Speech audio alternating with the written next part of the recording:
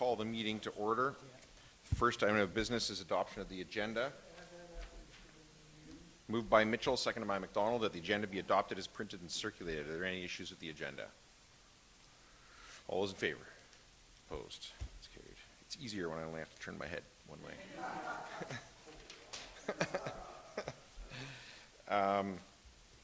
Are there any declarations of pecuniary interest or the general nature thereof? Not seeing any. Minutes. Moved by McDonald, seconded by Mitchell, that the minutes from the June 1st, 2022 council meeting be adopted as printed and circulated. Were there any issues with those minutes? All those in favor? Opposed? That's carried. That's what I'm telling you, because I only have to turn my head one way. For those of you who are here, by the way, Ron, Councillor Forbes is not here today, and Councillor Grigg is going to be here later on, so it won't just be the three of us the whole time. Public comment period. There were no submissions for the public comment period. Okay.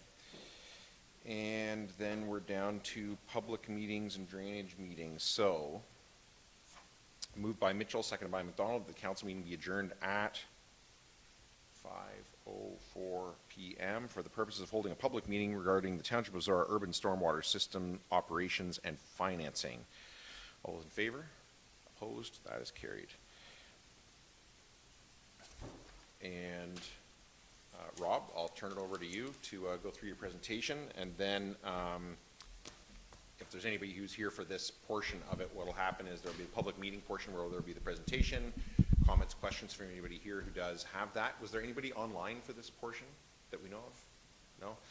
And then council will come out of the public meeting and make a decision of some kind on the matter. So I'll turn it over to you, Rob. Thank you, Mayor Ryan. So the way this public meeting is set up is that there's going to be a presentation. It was advertised at 5:15. So, okay, I'll sit down and speak into the mic. Okay, so at 5:15 we'll start the presentation. I actually have been back in the audience here chatting with our residents, which have come forward to discuss particular issues, and I guess we'll just wait for about 10 minutes to start the presentation.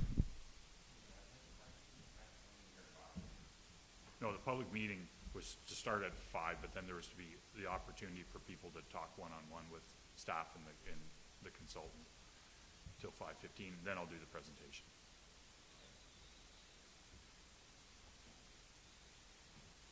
I'd hate for somebody to show up at 5:15 and not get a chance to hear this wonderful presentation.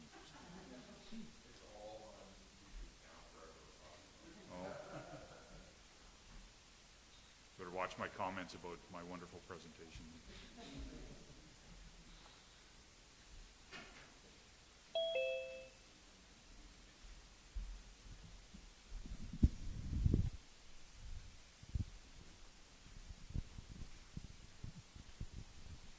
Test. Test.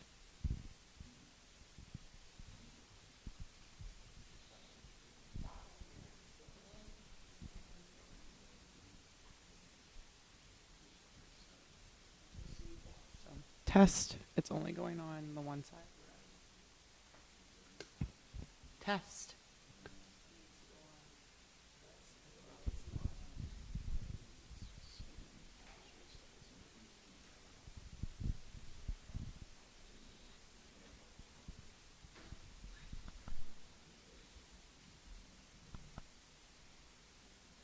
So I guess while we're waiting for the public for the presentation, there are some members of the public that have come forward here. Testing. Tonight. There was one question that Testing. came up on the maintenance of some storm drains in a particular issue that's come up in Embro, and they have had the chance to discuss that with Mr. Oliver. And Testing. I don't think any resolution came out of that, but certainly everybody understands what the problem is, and it has been something that has been worked on. Another resident here, Mr. Moyer, actually emailed me last night with some concerns about the go forward of what the township is planning to do for future maintenance on the stormwater management ponds, and I think that he'll have some questions during the presentation on that. So that's the information that has come forward so far.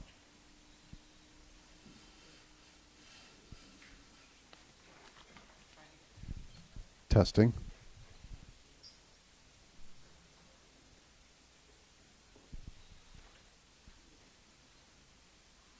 Seems that when you set up public meetings, it's sometimes hard. You try and accommodate everybody and whatever. You know, you set up for a period of time. Sometimes you get so many people, you're overrun. Sometimes there's not that many people show up. You never know what to expect.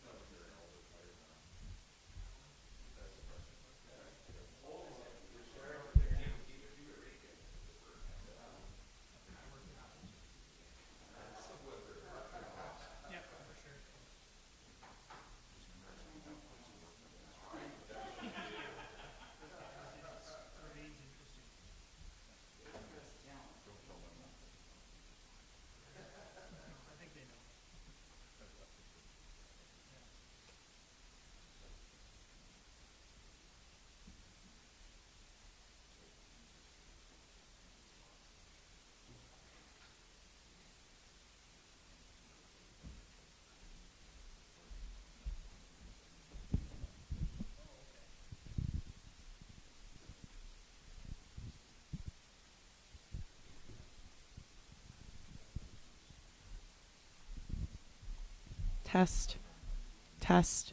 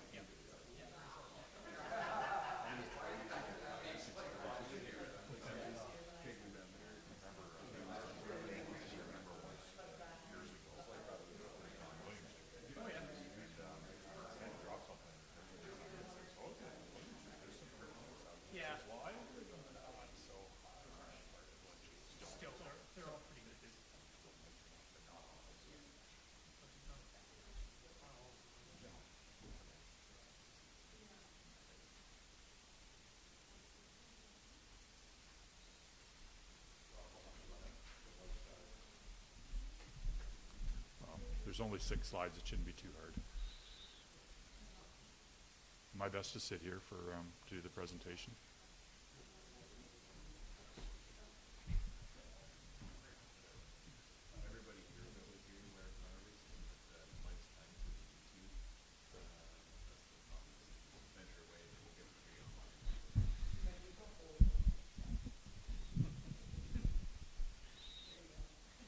Okay.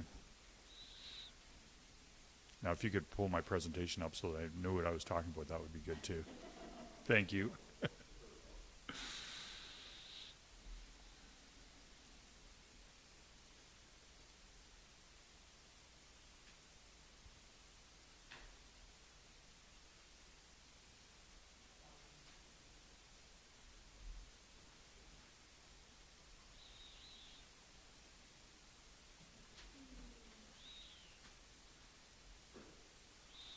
So I see it is 5:15. I'll just get started with a few preliminary comments off the bat, and it's thanks to the township. It's a pleasure to be here tonight to do this presentation on the project of urban stormwater management operations and financing options going forward. I've had some discussions with a couple members of the public here, and I think this is a very proactive project for the township. And I work for another municipality and do work for other municipalities, and certainly something that's in the forefront of asset management and being proactive and getting your infrastructure where it needs to go. And stormwater management seems to be one of the things that probably lags behind other things. People get to see their potholes on the roads and complain to the road superintendent about that. That's a number one thing. Water and sewer are very highly regulated by the Ministry of the Environment, and obviously a customer service thing. When your water doesn't run, you're calling right away. Stormwater runs so seamlessly, as long as the water gets in the catch basin and goes down the pipes, people really don't care. When you get your 100-year storm and other things happen, people get excited. But the day-to-day maintenance of the pipes and the ponds, and in Zorra, it's very interesting. The ponds you have started around the millennium, around 2000. So, we're just getting to the point now where you'd be getting into a lot of the cleanouts and stuff like that. So,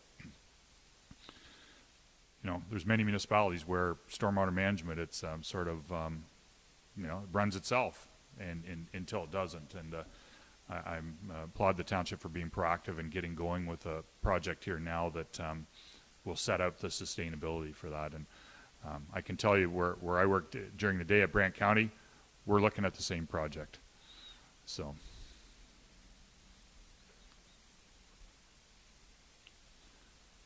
tonight what we're doing is we're doing public consultation on the report that I prepared for the township and was considered in May. The main thing that we're going to talk about tonight is the stormwater fee, which is being proposed, and get public input on that. But there's a few reasons for this project. Planning for the sustainability of the urban storm drain systems, and as I said, a lot of this infrastructure, being the ponds and the like, have come in the last 20 years. Before that, there was a number of municipal drains that were constructed to deal with one-off problems in particular areas. And then when the wastewater servicing started in Tempsford in 2000, and then just a little later in Embro, there were a couple of municipal drains done at the very start of that. What happened with those municipal drains is, like most urban drains under the Drainage Act, is there was a lot of controversy on it. They got one in Tempsford got appealed to the tribunal, and then it was decided after that we need to go ahead with these projects and get them done. So now we're working on how we do the financing of this for the future, and we're working on a coordinated and fair plan going forward. Okay, next slide, please, Don. This is a map of Tempsford. Every one of those, pretty much every one of those urban streets on it has storm drains. You can see in green that there's 4 stormwater management ponds in Tempsford and more in the future. I'm going to say about 40% of those streets have drains on them which are currently under the Drainage Act. So there is a way to do the maintenance on them and charge it back to the owners, but there isn't a way on the other streets to do that. Okay, next slide. So this is the outline of Embro. I can still remember when I worked at Oxford coming to a meeting at the township to talk about a drain on the east side of Embro, and this is in around 2000, and the rebuilding of the streets there. And the question I asked at the time was, have you thought about servicing? Because if you put new streets down there and storm drains, then when we go to do this next project, people aren't going to like it. And then a joint project between the county and the township happened, and the servicing happened in Embro, and that was completed in 2011. So the majority of those streets have storm drains on them, but there are a number of municipal drains as well. So again, it comes into the fairness. How do you work with this? Some streets with the drain, some streets without. Okay, next slide, please. So we looked at 3 options. The first would be to use the Drainage Act, but what we would do is an engineer would be appointed to bring all the drains under the Drainage Act and then do a maintenance schedule for all of them. The second one would be just to use general taxation, and that is a possibility. The problem with using general taxation, though, is that if the general taxation is used to do the storm drains in Embro and Tempsford, how is that fair to the people in the rural areas that have municipal drains that pay their share of their maintenance as it comes up? And the third, which is the recommendation, was to use the stormwater fee.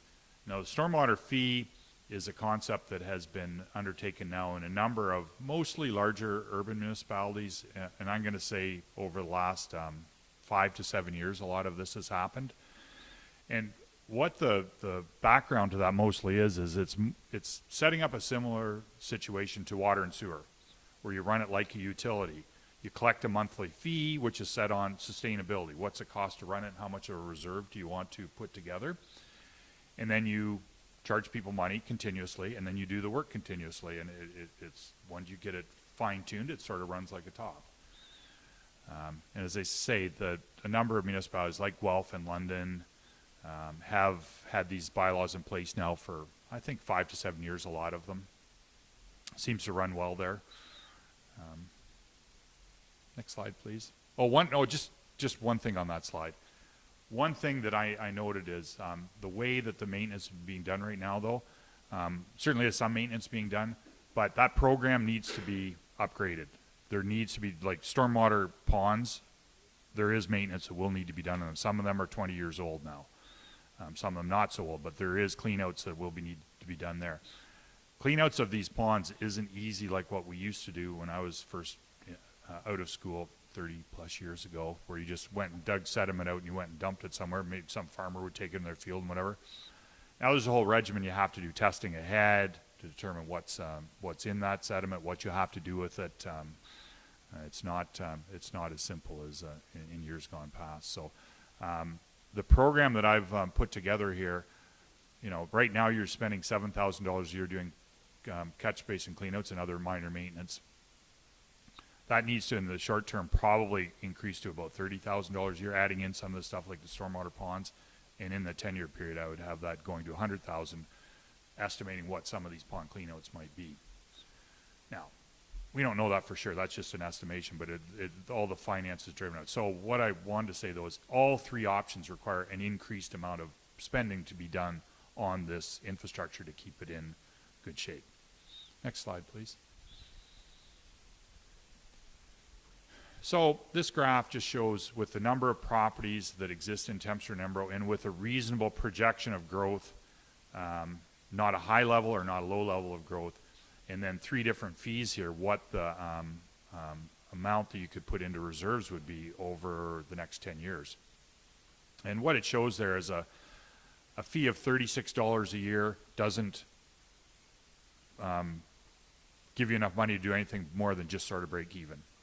If you look at $60 a year, you can build a reserve upwards of $600,000 in 10 years, depending if my financial projections are right, which is just an estimation. And $84 a year would net somewhere around $1 million. The very good position that the township is in is much of this, the pipes on the street, even the stormwater management ponds are not that old. So the big retrofits are probably years and years out. So you can start with a lower fee and then review this over years and see how things are going too. So it's a good position to be in, not to be in the case where you start out and you're in a bit of a disaster and you've got a big project to do right off the get-go, and there's no money to do it. So in that range of the $60 to $84 a year, I think that there's a reasonable start on this project, and then over time you would review it, every couple of years and then see where it's at and then adjust the fees accordingly. What the proposal is for each property, 1 acre or 0.4 hectares in size, to have the same fee. I believe that covers off 96% of the properties in those two communities. So the bigger properties, we'd have a slightly higher fee, but we haven't got into the fine details of that yet. Next slide, please. Okay, so that's the questions. Now, in the report, there were a number of other recommendations as far as what we might do to some of the existing drains and abandoning some of them, or looking further into that. Putting together a fulsome operations and maintenance program for the stormwater system. And I know there's one landowner here tonight that wants to ask questions on that. So thank you, and I'm ready for any questions. And hey, 10 minutes, that was pretty good. Does anybody here have any questions for Rob on this presentation? Anything at all?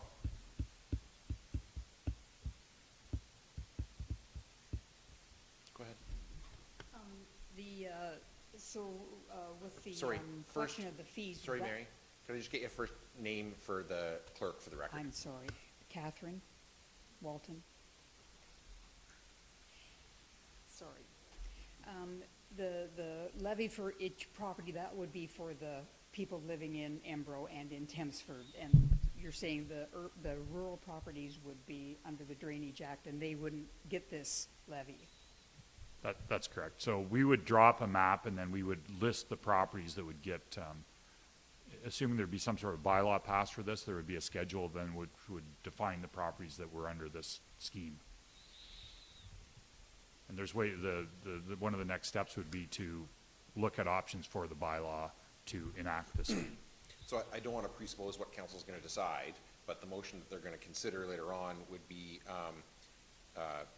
that a report be brought back from staff outlining next steps. So it would outline what exactly those next steps would be and how we would proceed with implementation of it.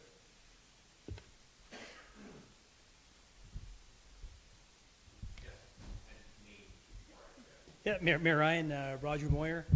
I live at 163 Boyd Boulevard in Thamesford. My property actually backs on to the stormwater pond. One of the originals, I think, from one of the 20-year-old ones. I support this work, as Rob said. Kudos to council for undertaking it.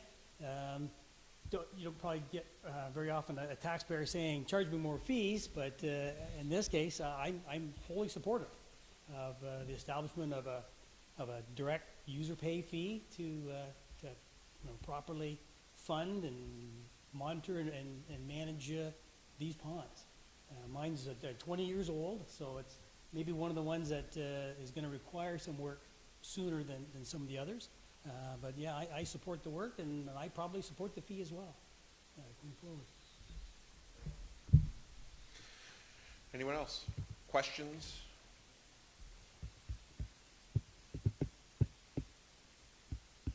Anybody online? 1 second, Steve. No? Okay. Yeah, Steve? Just a pure curiosity question. Now, I know where the stormwater pond is in Embro. Are they, and this might sound silly, are they just collection holes, or do they actually drain off? Like, I know they're meant for overflow during a main event, but what is their function? Do you just sit there and collect it and...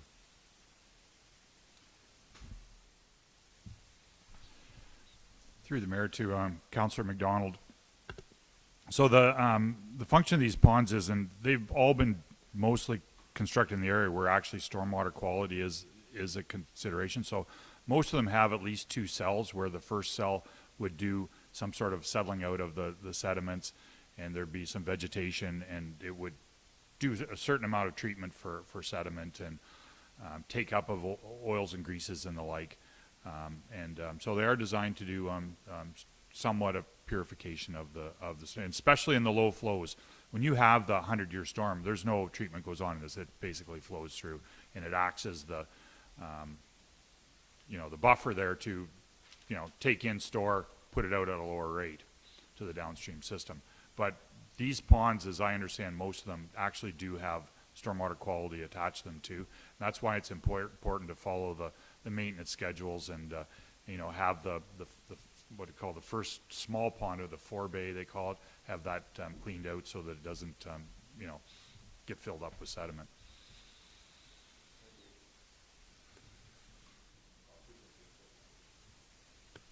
Yeah, which one's that? Okay, so you can see there the first little berm there and a pond there to settle out the sediment, and then it spills over to the next one. Most of those will have vegetation around them as well, like good old cattails, reeds and stuff that help take up some of the things that are in the water. Any other questions, comments?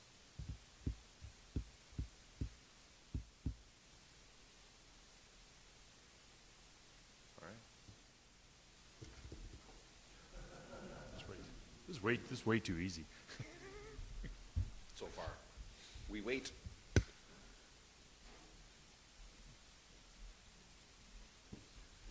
Wait till the wheels.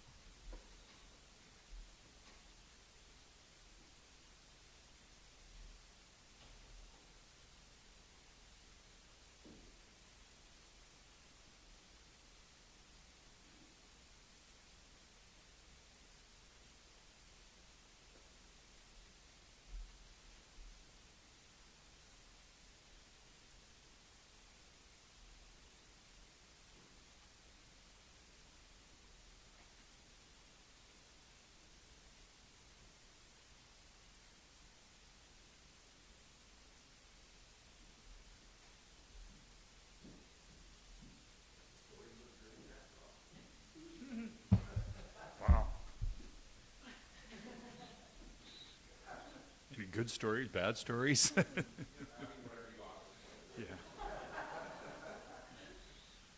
Wow, it's been a while.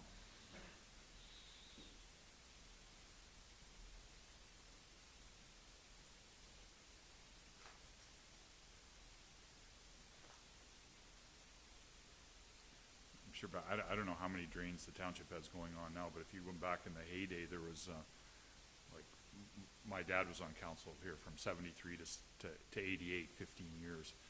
And I can remember him coming home from, this is back when I was in high school, and him coming home from meetings where they, you know, they started at 9 in the morning and they got home late for supper, sort of thing, right? Quarter revisions and the like. So, and, you know, they would have been doing, you know, they would have meetings where they have 2 or 3 drains at a meeting. Very interesting. Those days are gone. And 11 members of council.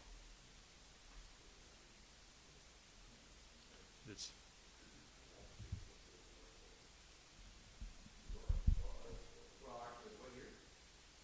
yeah, so he would have been on West Zorra from 73 to 75, and then from on, and he was so happy the night of the election in 75 when Bob Matheson was the first mayor of the township from West Zorra. He was very happy that he got elected. He liked the name that was on the ballot, like they chose the township of Zorra, and can't remember. There's a third thing he was very happy about that night. And he was all happy. He got elected too. I'm not sure he actually anyone ran against him, but he did get elected that night. So another small anecdote for you. And our family's actually done a lot of in the infrastructure business in Zorra in the area. My grandfather, Jim Muir, actually got the water system started in Embro years and years and years ago. This would probably have been in the 30s. But there was a good well at the co-op, which is right by where the well is now. And he worked on getting that extended out to his house on Commissioner Street West. And the story goes, this is before I was around, long before I was around, is that as he's going up the street, of course, you know, nobody's really interested in this. There, some were and some weren't. But as soon as the pipes were there, they all wanted to hook in. And of course, they're just extending out, you know, like 2-inch galvanized pipe. And Doug Smith, who many of you would know, the former owner of the bus line, who's unfortunately passed away a few years ago, told a great story of him doing a repair. This was before the township or anything was involved, but him doing a repair on this one time. You know, there's a hole dug there, and you know, the safety protocols maybe weren't like they were today. There was, you know, a hole dug there. Of course, there's water in it. He's down there working around.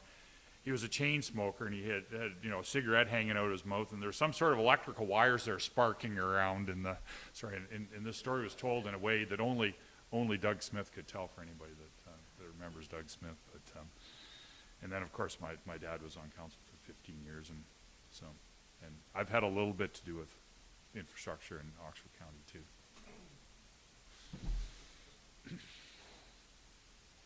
So, and we're all very proud of that. So.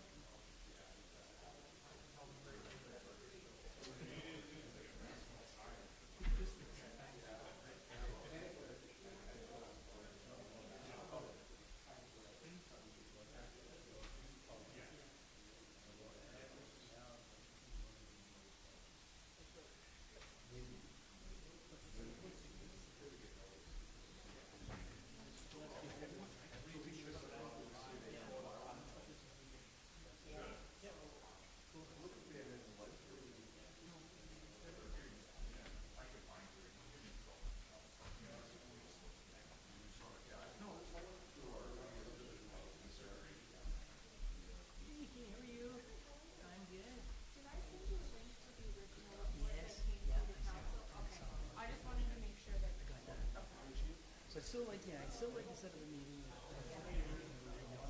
Over our punch, probably the oldest one, right? Yeah, it's the original. Yeah. Yeah, that's good.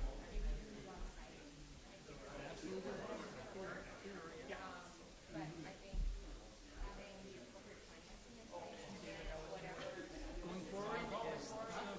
I support it 100%. Oh, okay. Big check. Next time, yeah. As Rob said, most of it's in excellent shape. It's not that old, nothing critical. Yeah, he's 78. Yeah, that's a problem. Well, you need you at that point, right? Because you haven't properly planned for it. This is great. Thanks.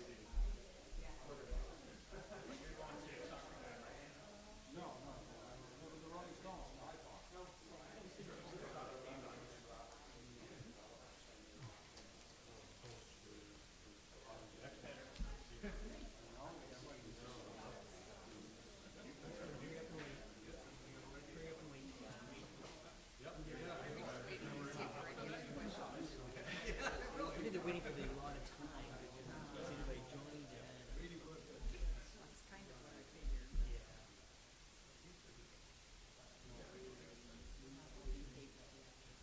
exactly. Exactly.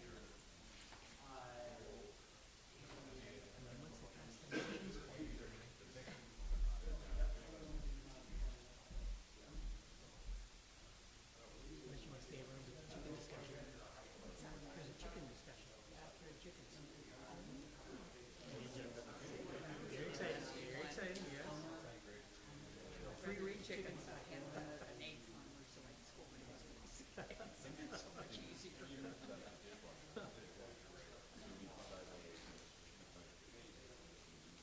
Somebody wants a chicken. So are there any in Deptford? No, it's not, it's allowed. Can't do it. I know my son lived in neighbors. He had a neighbor that had. Did it? I mean, I really don't have a problem with it. I think it's great. As long as they're, maintained. Well, exactly. That's the thing with backyard gardens. There's a big thing on the radio. Somebody has a problem.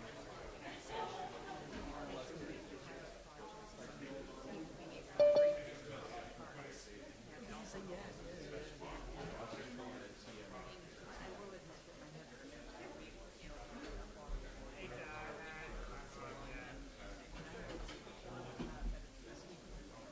Yeah, and then there's litter, and then there's offensive language, and violent behavior. When you find the tip over the swing set, you get that. And then it's a problem.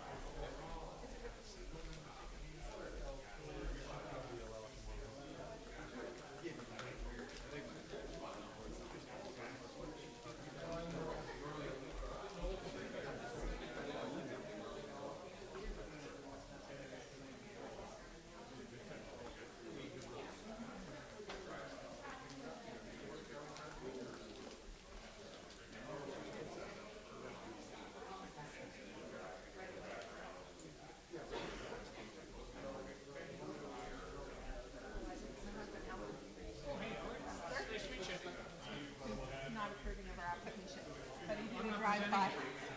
He did a drive-by and approved.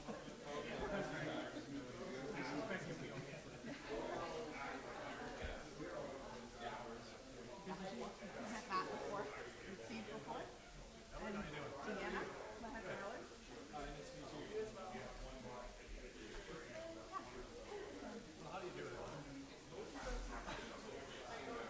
He drinks more than you.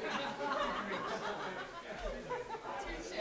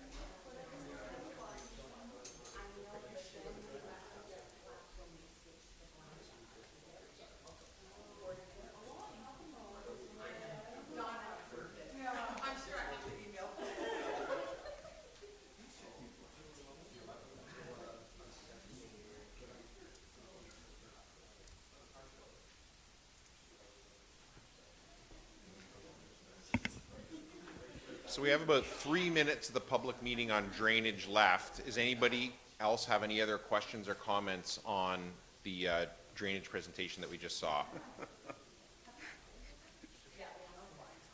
No? Okay.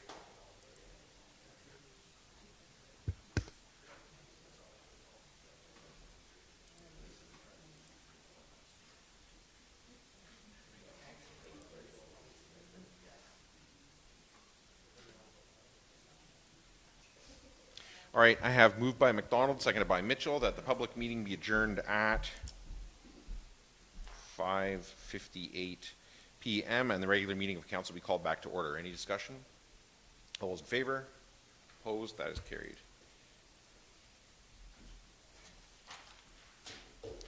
And moved by Mitchell, seconded by McDonald, that council approve the Township of Zorra Urban Stormwater Systems Operation Project, and that a report outlining the next steps of the project be brought back to council. Paul, as the mover, do you want to speak to that? Yeah, we discussed this when Rob appeared before us previously about the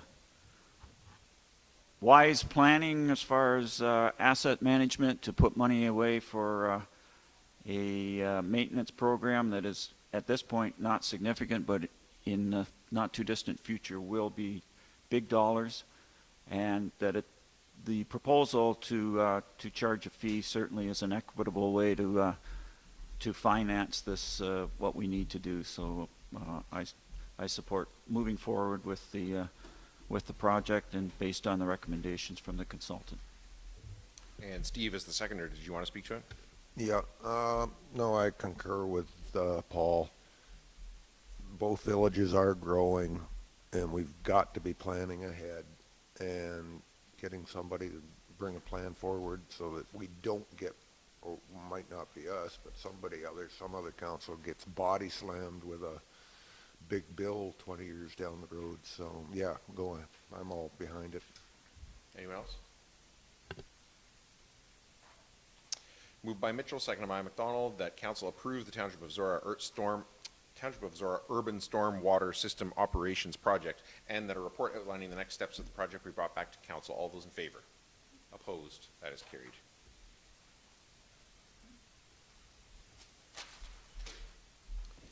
And moved by McDonald, seconded by Mitchell, that the council meeting be adjourned at 6 PM for the purposes of holding a public meeting pursuant to the provisions of the Planning Act. All those in favor? Opposed? That's carried. And for those of you who are here trying to follow along what's going on here, it's the same 4 people sitting here, but we're not sitting as council now. We're sitting as Committee of Adjustment to hear 2 different minor variance applications. And is Ron fully connected yet? There he is. Ron, can you hear us and see us okay? I can, Your Worship. Good All right. evening. I will turn it over to you then to do the presentation on the first minor variance application. Thank you, Mr. Chairman and members of the committee. First application for the committee's consideration is a minor variance that deals with seeking to amend section of the bylaw, that section 723, which deals with the number of accessory dwellings and garden suites per lot on an agricultural parcel to permit a second permanent dwelling on the subject lands.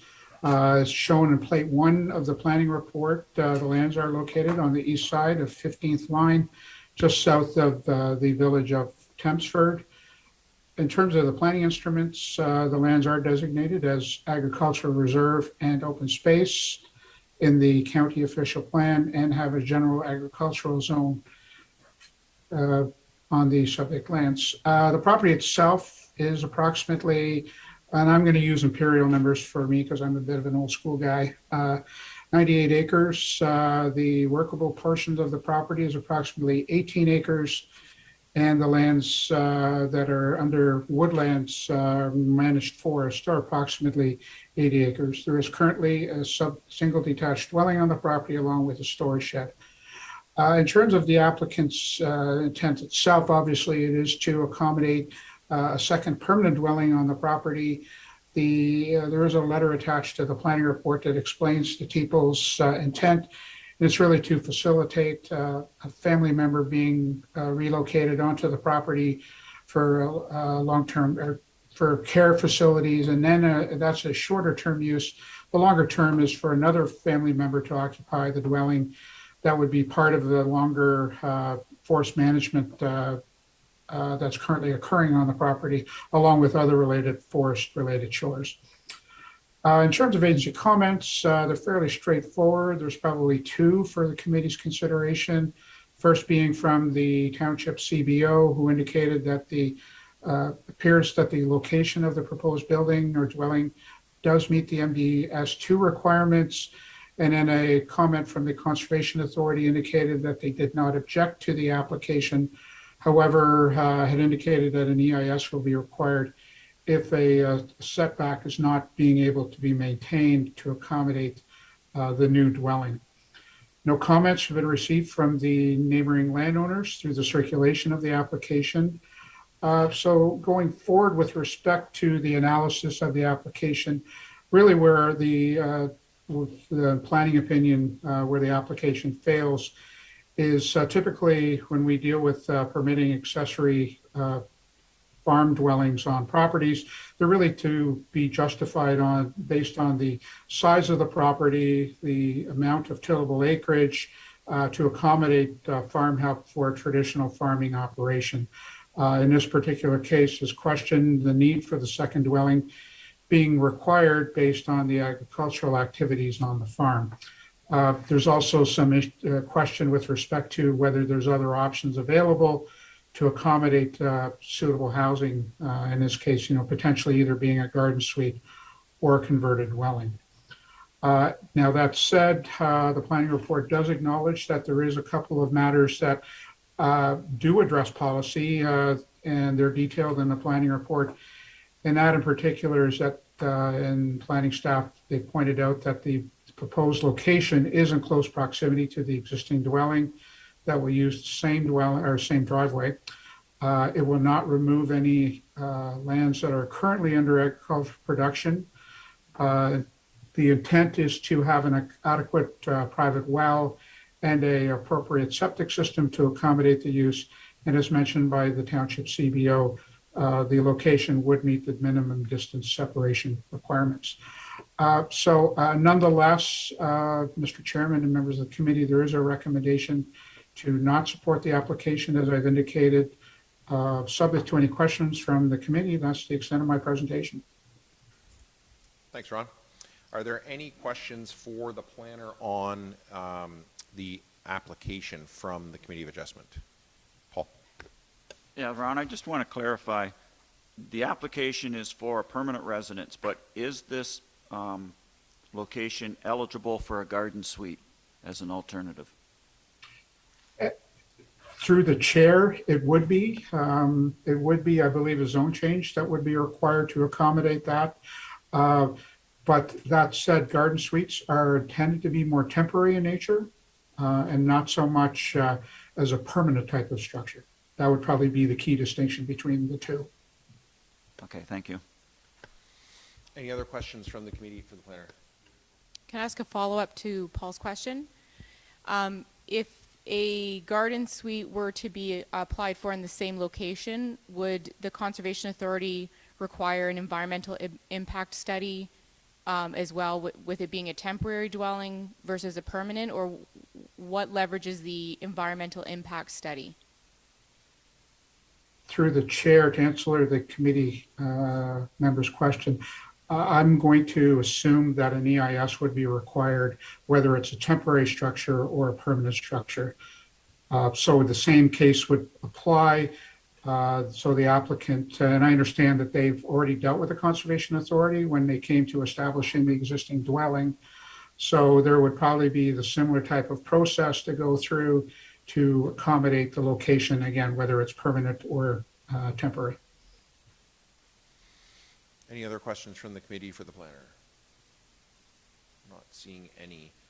Does the applicant wish to speak to their application? No. And is there any are there any members of the public here in person or online to speak to the application? Not seeing any. Okay. So then how this is going to work is the Committee of Adjustment was going to decide on this one and then move on to the next one before we come out of the public meeting. So, no other questions from the committee. I have moved by Mitchell, seconded by McDonald, that the Township of Zorra Committee of Adjustment approve minor variance application AO6-22 submitted by Ellard and Lisa Teeple for lands described as Part Lot 21, Concession 2, North Oxford in the Township of Zorra and municipally known as 154840, 15th line, to facilitate the construction of a second single detached dwelling as it relates to relief from the provisions of Section 7.2.3, number of accessory dwellings and garden suites per lot, to permit a second single detached dwelling on a farm, and that the following condition be met: that the applicants obtain necessary approvals subject to the satisfaction of the Upper Thames River Conservation Authority. Paul, as the mover, do you wish to speak to that? I gave a lot of thought to this one. There is a bit of a slippery slope here when it comes to rural housing, and I understand the reason that the stipulation is there, that there should be a connection between the amount of labor needed to operate a farm and the ability to have a second piece of housing. We have, in my memory, set 3 precedences in similar situations. We had the dairy farm outside of Embro where the existing dwellings were rented to the previous owners and the operator was commuting to operate the dairy farm. We had a horse farm in Lakeside where a very similar proposal as this one, where they asked to build a second permanent structure for the mother of the landowners to live in, and then eventually family members who assisted in operating the horse farm would move into that house. In both of those situations, it was very clear that there was significant work and labor involved in operating the 2 farms to justify an additional residence. The third one was a previous one that was a farmhouse built just north edge of Thamesford, and it was less clear at that point, although the workable acreage in that farm was much more than this application. It was less clear how much labor was involved in operating that farm, but nevertheless we did approve that application. So in the past we have gone against the recommendations of staff to approve those 3. I support this application for the following reasons. It's not going to take any farmland out of production, which I believe is one of the main reasons that we've restricted additional dwellings on farms. It makes use of the existing driveway and the private well and septic system. It meets all MDS setbacks. There's no concerns from area residents, and the concerns from the township and the Upper Thames can be addressed quite easily. This farm, with the size of it, has no potential to be a working operation as we consider, but I think when you take everything else into consideration, that we should approve this application for the reasons that I've stated and the reasons that were in the letter that accompanied the application. Steve, as the seconder, do you want to speak to it? Hard to speak because you hit everything I was going to say already, Paul. The big thing I looked at when I've seen the original thing here in the maps, it's not taking agricultural land out of use. So, and that's 90% of why I would say I support the motion. Anybody else? I will speak to it briefly then. To me, this is very consistent with other applications that this, as Paul pointed out, that other applications this council has approved. I agree with Paul's conclusion, but for slightly different reasons. So for me, I'm always uncomfortable when we judge the needs of an agricultural business and what its needs are. You know, I'm frankly never being convinced, nothing against Ron, but that anybody working in municipal government, including myself, is adequately able to assess the needs of this agricultural operation or that agricultural operation and how many people are needed to do it. I don't think we do it for any other business. I don't think we go to Thamesford Pizza or Kintor Coffee and judge how many people they have working there and whether it's appropriate or not. And I'm always uncomfortable doing it for agricultural businesses. So to me, I think the additional, you know, if the people who own the agricultural parcel say they need the extra housing for people to work there, who am I to judge? Indeed, who is anyone?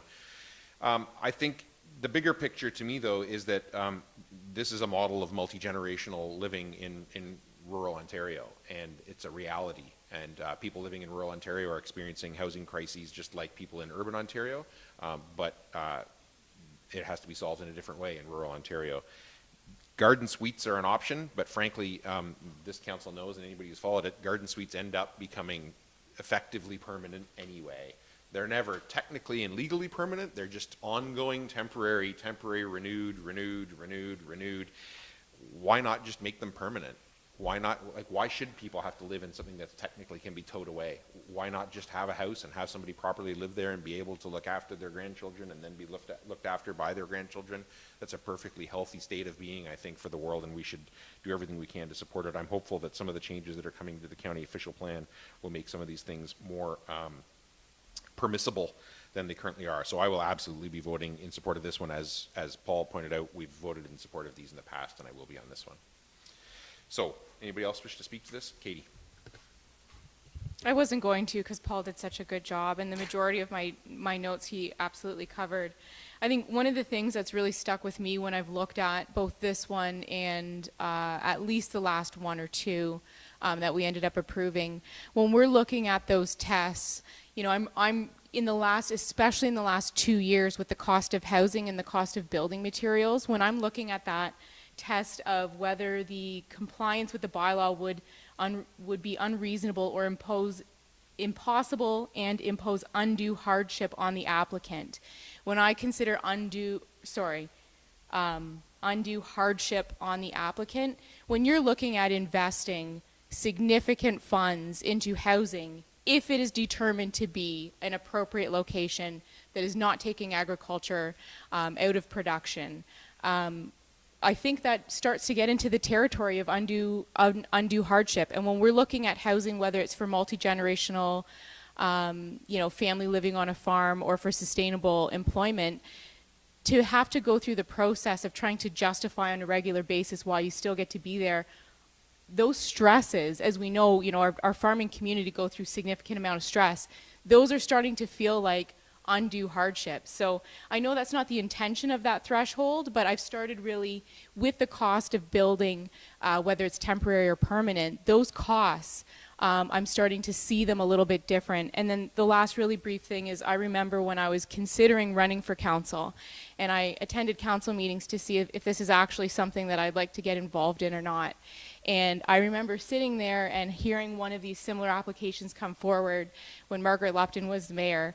And I remember her saying, we're going to have to start figuring out how to do more of these things because our long-term care facilities and the structure of how we are finding housing, and this is before the cost of housing got to the point it did now.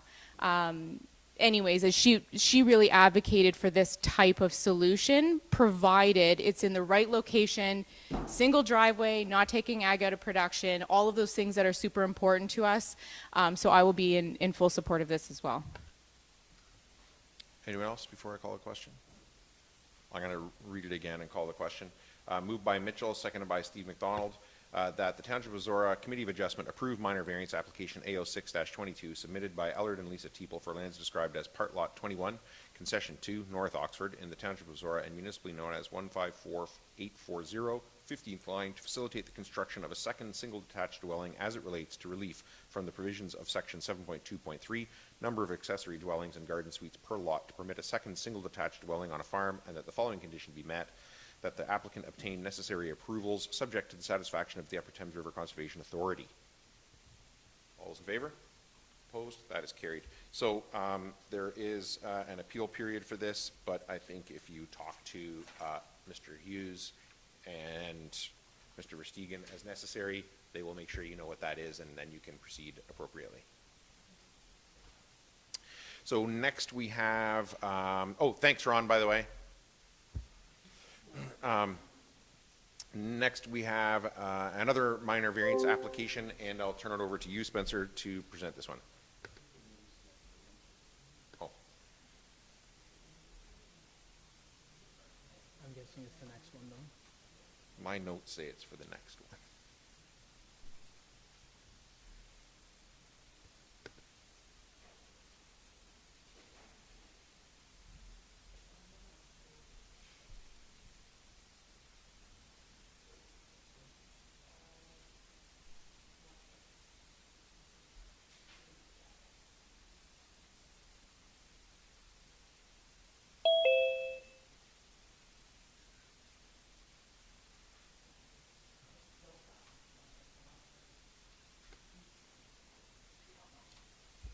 Hello, Joe G.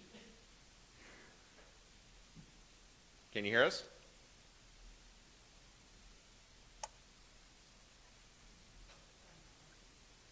Can you hear us? Joe G.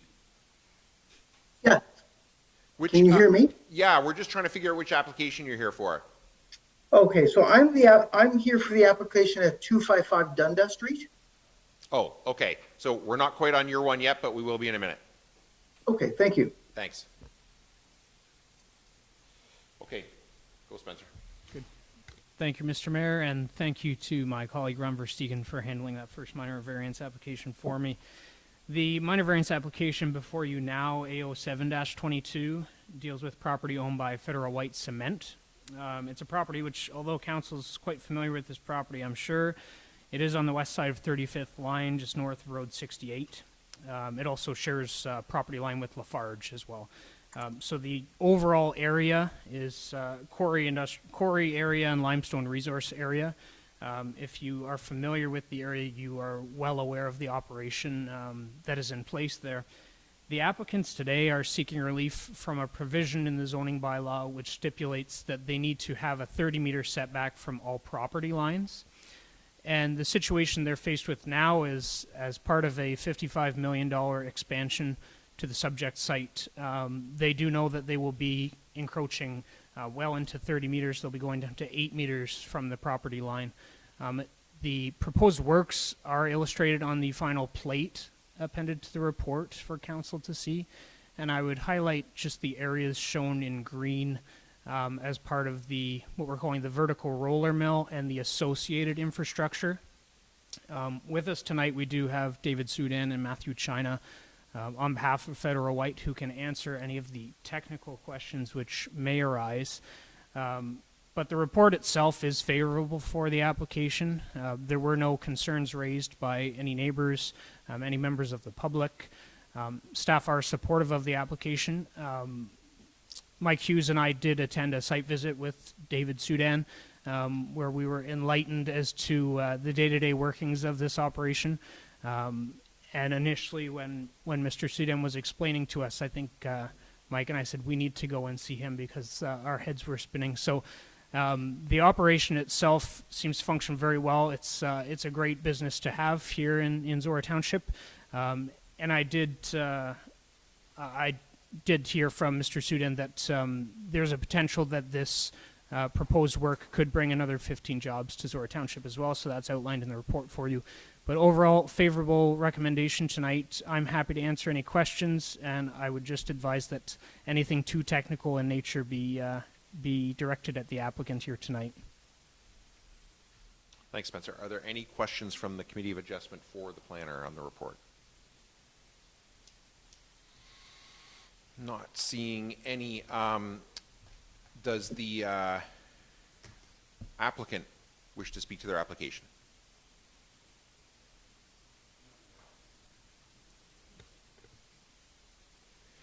And is there anybody from the public here to speak to this application? And anybody, there was nobody online, nobody other than Joe G, okay? Nobody from the public to speak to this application, okay? Then, I have, moved by Mitchell, seconded by McDonald, that the Township of Zorra Committee of Adjustment approve minor variance application A07-22 submitted by Federal White Cement Limited for lands described as Part Lot 3 to 4, Concession 3, West Zorra in the Township of Zorra, and municipally known as 355-151 15th line, as it relates to relief from Section 21.2, Table 21.2, Quarry Industrial Zone MQ Zone provisions. 1. To reduce the required minimum setback for buildings, structures, or product stockpiles from 30 meters, 98.4 feet, to 8 meters, 26.2 feet, to facilitate the construction of a new vertical roller mill, VRM, and associated cement manufacturing infrastructure on the existing Federal White Cement property. Paul, as the mover, do you wish to speak to that? If you look in the application, and every one of these reports that we get says the four whether a variance is desirable, the official plan provides the following factors to be considered, and there's 4 factors there. And this meets all those factors in spades. The dollars that we're talking about, the impact of employment and supporting a industry in our township far outweigh any concerns about moving the minimum distances. And so I think it's a pretty easy decision to approve the application. Steve is the seconder. Did you want to speak to it? Well, I'm not quite as eloquent as Paul is, but no, I'm 100% behind this. And I mean, 8 meters back from the property, there is nothing else around there except a big hole in the ground. So, no, I'm 100% behind this. More jobs. Anyone else? All those in favor? Opposed? That's carried. So, I think you guys know the deal on this, but, you know, there's appeal period and everything. Follow up with our staff. They'll make sure you dot the i's, cross the t's before you proceed. And that's that. Thanks.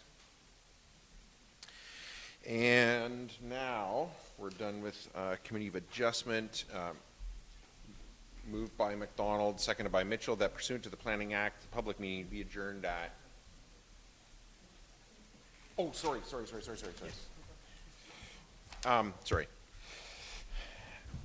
Next one then, Spencer, is official plan amendment. I'll turn it over to you. Thank you, Mr. Mayor. The application before you now is a joint application for official plan amendment and associated zone change. It's property owned by Jacob Hebert, and Township Council will be familiar with this property as it's the former lawn bowling club in Thamesford. The application itself is seeking to do a couple of things here. One, the official plan designation will need to change from a low-density residential designation into a medium-density designation, and that's to reflect the actual number of units, residential units, that are being proposed in the proposed apartment building. The apartment building itself is 3 stories in height, 18 units total. And while we don't have finalized details confirmed by the applicant yet, it's understood that it will be a mix of 1-bedroom and 2-bedroom units. Early thought is that maybe 4 bachelor units and 14 2-bedroom units. The other thing that the application is proposing to do is seek relief from 3 different areas of the zoning bylaw. Those are outlined in the report for council. Not only are they outlined, but really what we're trying to establish here is that the relief they're requesting from those 3 provisions are well justified, both in their planning justification report and in practice, knowing what happens elsewhere in our service villages. There's relief as it relates to the minimum lot area per unit. There's also relief as it relates to the amenity space per unit and the front yard setback. So all 3 of those are outlined in the report as to why they're appropriate. Overall, as a result of circulation, staff did receive a few comments from neighboring residents. There were 2 neighboring residents who emailed and both called. They weren't able to be here tonight, but the neighbors who lived to the immediate west in the dwelling there just wanted to emphasize that they're concerned with the massing of the proposed apartment building as well as the overall aesthetic. They just have concerns with that, and they did openly say that they have enjoyed for many years having the manicured grass beside them. So there is some opposition as far as seeing a residential unit in the form of an apartment building being established next to them.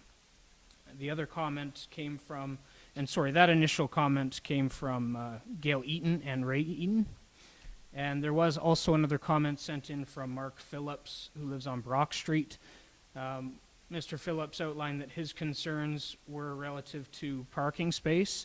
It is outlined in the report that the proposal does include 27 parking spaces. That's not an area that they're deficient in. There were also some concerns mentioned as they relate to green space. And I would just note that green space is being provided. It's not outlined in any detail on the plate. However, should this application be approved, there will be a need for a site plan approval process. And a site plan approval process would ensure that a landscaping plan is completed and that's appropriately addressed. As well as Mr. Phillips' other comment was with respect to garbage bins. That's another detail which would be done at the point of site plan. Further to that, there was just some general thought that Mr. Phillips believed that the density was too high for the area, and that the 3 spruce trees at the back of the property would be removed as part of the proposal. And overall, he felt that the site itself may be better used as a restaurant or some other type of use. While those comments were received after the report was finalized, they're not necessarily addressed in the report. However, staff have considered this. We are favorable of the both applications here tonight. We think this is a great opportunity to promote some intensity within the service village of Tempsford. Its location is such that it's walkable to many nearby amenities, including parks. Part of the justification for the reduction in amenity space per unit is that they are able to, future residents would be able to walk to a number of area parks and other services that are nearby. So generally, we are very supportive of this application. We're happy to address any questions that may come tonight. And I will just point out that Andrew Gilvasi, who is the agent on this file, is also in attendance if there are any questions that might be best directed to him. Thanks, Spencer. Are there any questions from council for the planner on the application? Does the applicant wish to speak to their application? And I do need you to go to the microphone there so that we can hear you fine here, but it's for people on YouTube. It won't show No up. problem. As Spencer said, I'm Andrew Gilvasi, CJDL Consulting Engineers. I'm the agent for the owner. I'd just like to thank Spencer for his report and answer any questions that council may have tonight. I think everything that he talked about that could be dealt with in the site plan approval process, and we can address those kind of things with landscaping and, like I said, through that site plan approval process that we'll address as best as we can the neighbors' concerns that were raised. Any questions from council for the applicant? I have one. Is there any interest in going higher than 3 stories? I wasn't expecting that one. This is the building that Jacob came to us with. He had this in his mind when he bought the property, and that's where we've ended up. So I would say maybe, but. The reason I ask is our current zoning bylaw limits it to 3, as I'm sure you're aware. Mm-hmm. I can only speak for myself, but I certainly would be open-minded if it was sent back for reconsideration to an application that was higher than 3 stories. I can't speak for the rest of council, obviously, but if you were so interested, I would be interested, but that'd be up to, obviously, yourself and the people you're working with, and ultimately to what council would consider doing in future. So I expect he's listening tonight, so if he, maybe. And is there anybody from the public here for this application in the room, first of all? No. And then Joe G, can you hear us? Can you hear and see me? Yeah. And could Excellent. you just state your name for the record, and then you can speak to the application? Sure. My name is Joe Guzzi, and that's spelled Guzzi. I'm a planner with Dillon Consulting, and I was the author of the planning justification report. Anyways, I just wanted to present myself and give you an opportunity to ask any questions. As my report stated, we fulfill all the policy directions of the official plan and the provincial policy statements. So there's planning justification support for this type of application. So I'm just making myself available if there's any questions. Any questions from council? No. It looks like they don't have any questions, Joe. Thanks. All right. Well, thank you. Thank you. And again, is there anybody here from the public that wants to speak to this application? No? Okay. So then we are going to come out of the public meeting, and then council will make its decision on this application. If everybody's no more questions, everybody seems good. Moved by McDonald, seconded by Mitchell, that pursuant to the Planning Act, that the public meeting be adjourned at 6:32 p.m. and the regular meeting of council be called back to order. All those in favor? Opposed? That is carried.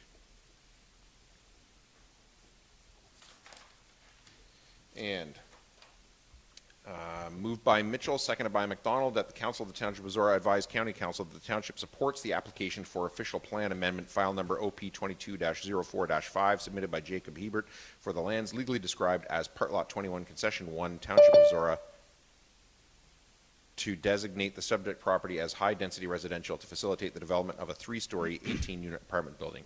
And further, that the Council of the Township of Zorra approve in principle the zone change application, file number ZN5-22-03, submitted by Jacob Hebert for lands described as Part Lot 21, Concession 1, from Recreation Rec Zone to Recreational Type 3 Special R3-13, to facilitate the proposed 3-story, 18-unit apartment building. Paul, as the mover, do you wish to speak to that? I believe this is the first property in Zorra Township that's been designated high-density residential. And I'm really happy to see that, because if we are going to tackle this problem of housing that is out of the reach of many people, we have to increase the density. It's a financial fact that not everybody can afford a single separate dwelling.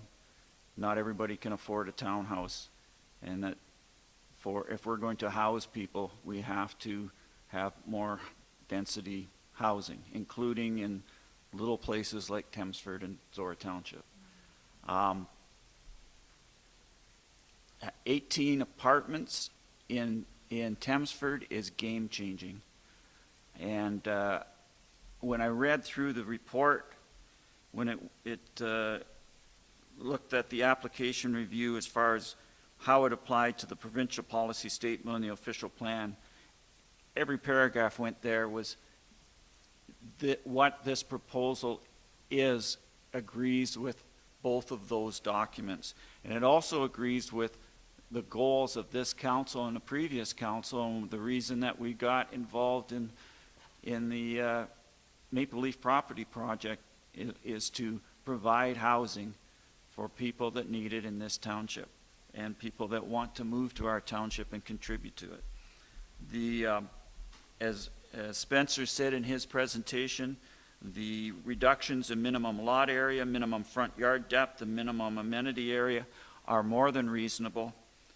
The details of the development will be covered in a site plan, so the concerns that were raised through the citizens that contacted Spencer will be addressed as this project moves along. And I think it's an ideal location for this type of a building. And I just would echo my interest in a higher, more than 3 stories, if the builder is interested in that. I'm not sure. There are some surrounding residences where this may not be the ideal location, but it's certainly worth considering going another story at least. So the more housing that we can facilitate, the better, and I'm really glad to see this project being brought before us, and hopefully they can get shovels in the ground as soon as possible. Steve is the seconder. Did you want to speak to it? No, that pretty well sums it up. The planning documents, everything was in order. And the only other thing I'll add is, 4, 5, or 6 story does sound intriguing. Katie? So I also received a little bit of public feedback on this one today, and the general nature of it, just direct. The general nature of it was, it would be great if maybe there was some ground floor commercial. It would be great because we could really benefit from some more businesses in town. And I definitely agree that the village is craving the opportunity, like you said, the correspondence that came in late for a restaurant or, more services, more shops, that kind of thing. But the reality is we have a hard time sustaining those types of businesses because of the type of employment that's needed to employ, to fill these opportunities, these business opportunities. And I think there's a lot of variety of housing that's coming in the Maple Leaf development that's going to really help solve a lot of problems and create opportunities for different types of people to move to the village and stay in the village. But to see bachelor and 2-bedroom apartments going in here, that is a style of housing, and we don't know what's going to come from Maple Leaf with the apartment side of things, but that is a style of housing that it's very, very limited where you can get that type of housing in town. And that type of housing is going to allow for not only our existing businesses to retain employees, but it's also going to let our young people who grow up in our communities, who are invested in our communities, have great supports in our communities, who go away for their educations and have nowhere to come back to because that's the gap in where you can live. And I see this as being an opportunity of us being able to retain some of our young community members. So yeah, I'm in full support of this. I'm hearing all the, can we go higher? I don't know if the volume of parking on this lot would be permissible for that, but this is really good news, and I don't know what kind of timelines we're looking at here, but I can't wait to see this thing come up out of the ground. Anyone else? Council has really said what I would say with respect to housing crisis and variety and type and affordability and everything. The one thing I would add as well, which I hear a lot from residents, is that a lot of our residents really don't want sprawl. They don't want our communities expanding out into agricultural lands and green spaces, and this is how that happens. The only way this happens is if we build up. This kind of density, as Paul said, is the kind of missing house that is missing in our community and in so many other communities. This development is proposing to do that, and every housing unit that's built inside an existing village boundary is one housing unit. It doesn't have to be built outside the village boundary into a field, into a natural green space, et cetera, et cetera. So I think you've heard variations on a theme here from everybody on council that if there was an interest in a fourth or a fifth story, who knows how that vote would go, but I mean, there's interest here in that for all the reasons that you've heard. So I will definitely be voting in support of this. And Spencer, apparently you wanted to speak? Yes, through you, Mr. Mayor, I have identified a mistake in my report, so I just want to point that out. While the recommendation and your associated motion does read high-density residential, this will actually be a site-specific medium-density residential. So I did just want to point that out. Further, just to the points about potentially going higher, an additional story. It wasn't contained in the planning justification report, so there would be associated work on the applicant's part. And further, I would suggest that it would change the analysis, so it would look quite different, perhaps in a different direction. So I just want to make you aware of that, but Yeah, otherwise that was the only thing I wanted to highlight. I'd personally be willing to reduce parking minimums, and as we saw tonight, this council is always, well informed by planning applications, but not necessarily always in total agreement with planning applications. And I think this is frankly, I think this is one of those cases where, the situation we're in with respect to housing and sprawl is such that we need to, as we are right now, as both Oxford County and not long after that Zorra Township, we need to be revising these policies to not only allow but encourage this type of development in our communities. It's the only way forward, right? I mean, as Katie said, like 22, 23-year-olds, getting a job can't afford $1 million home, $1 million mortgage, right? And this is the only way that gets resolved. And again, every house built inside the village boundary is a housing unit that's not built outside the village boundary in sprawl. Anybody else wish to speak to it before do you want me to read it again? Or I'm going to read it again, actually, and just with the high change to medium for clarity, and then call the question. Moved by Mitchell, seconded by McDonald, that the Council of the Township of Zorra advise County Council that the Township supports the application for official plan amendment file number OP 22-04-5, submitted by Jacob Hebert for the lands legally described as Part Lot 21, Concession 1, Township of Zorra, to designate the subject property as medium-density residential to facilitate the development of a 3-story, 18-unit apartment building, and further that the Council of the Township of Zorra approve in principle the zone change application file number ZN5-22-03, submitted by Jacob Hebert for lands described as Part Lot 21, Concession 1, from Recreation Rec Zone to Residential Type 3 Special R3-13 to facilitate the proposed 3-story, 18-unit apartment building. All those in favor? Opposed? That is carried. So you do have a waiting period for appeal, but if you talk with Spencer and Mike Hughes in building, they will look after you, and then you'll be able to proceed accordingly, okay? Thank you. Thanks very much. I'm not so Well, you're welcome back anytime.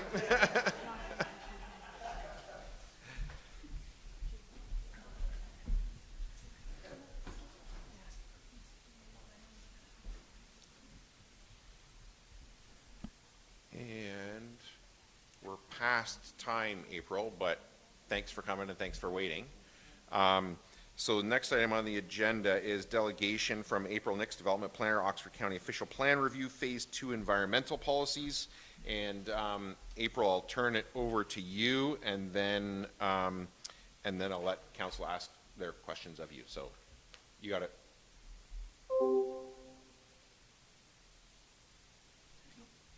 Good.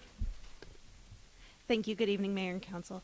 So staff do have a few slides this evening that we are going to walk quickly through. If I can get the presentation pulled up on the screen, it was provided in advance. So staff are here tonight to provide County Council with Town Council with an update on the status of the official plan update, and specifically looking forward onto the Phase 2 scope of work. So as you may be aware, staff have been focusing on Phase 1 work with updates to the agricultural policies. County Council did make a decision on these on May 25th, and the related agricultural amendment is now being submitted to the province for approval. So given this, we're starting to focus on Phase 2, which is going to be focusing on our environmental policies. So I'm going to provide a bit of a brief overview on sort of the scope of work proposed, some of the topic areas, a little bit of the legislative context, and we're also going to talk about the proposed project timing and next steps.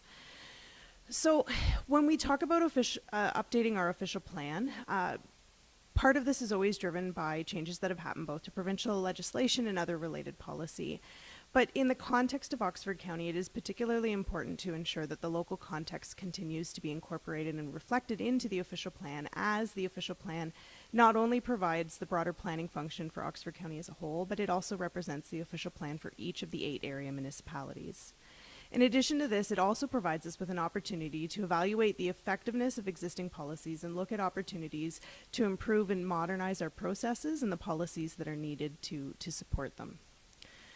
So there's a number of topic areas that are going to fall within this next phase under the umbrella of environmental resources or environmental policies, and I'm going to talk to each one of these within the next few slides.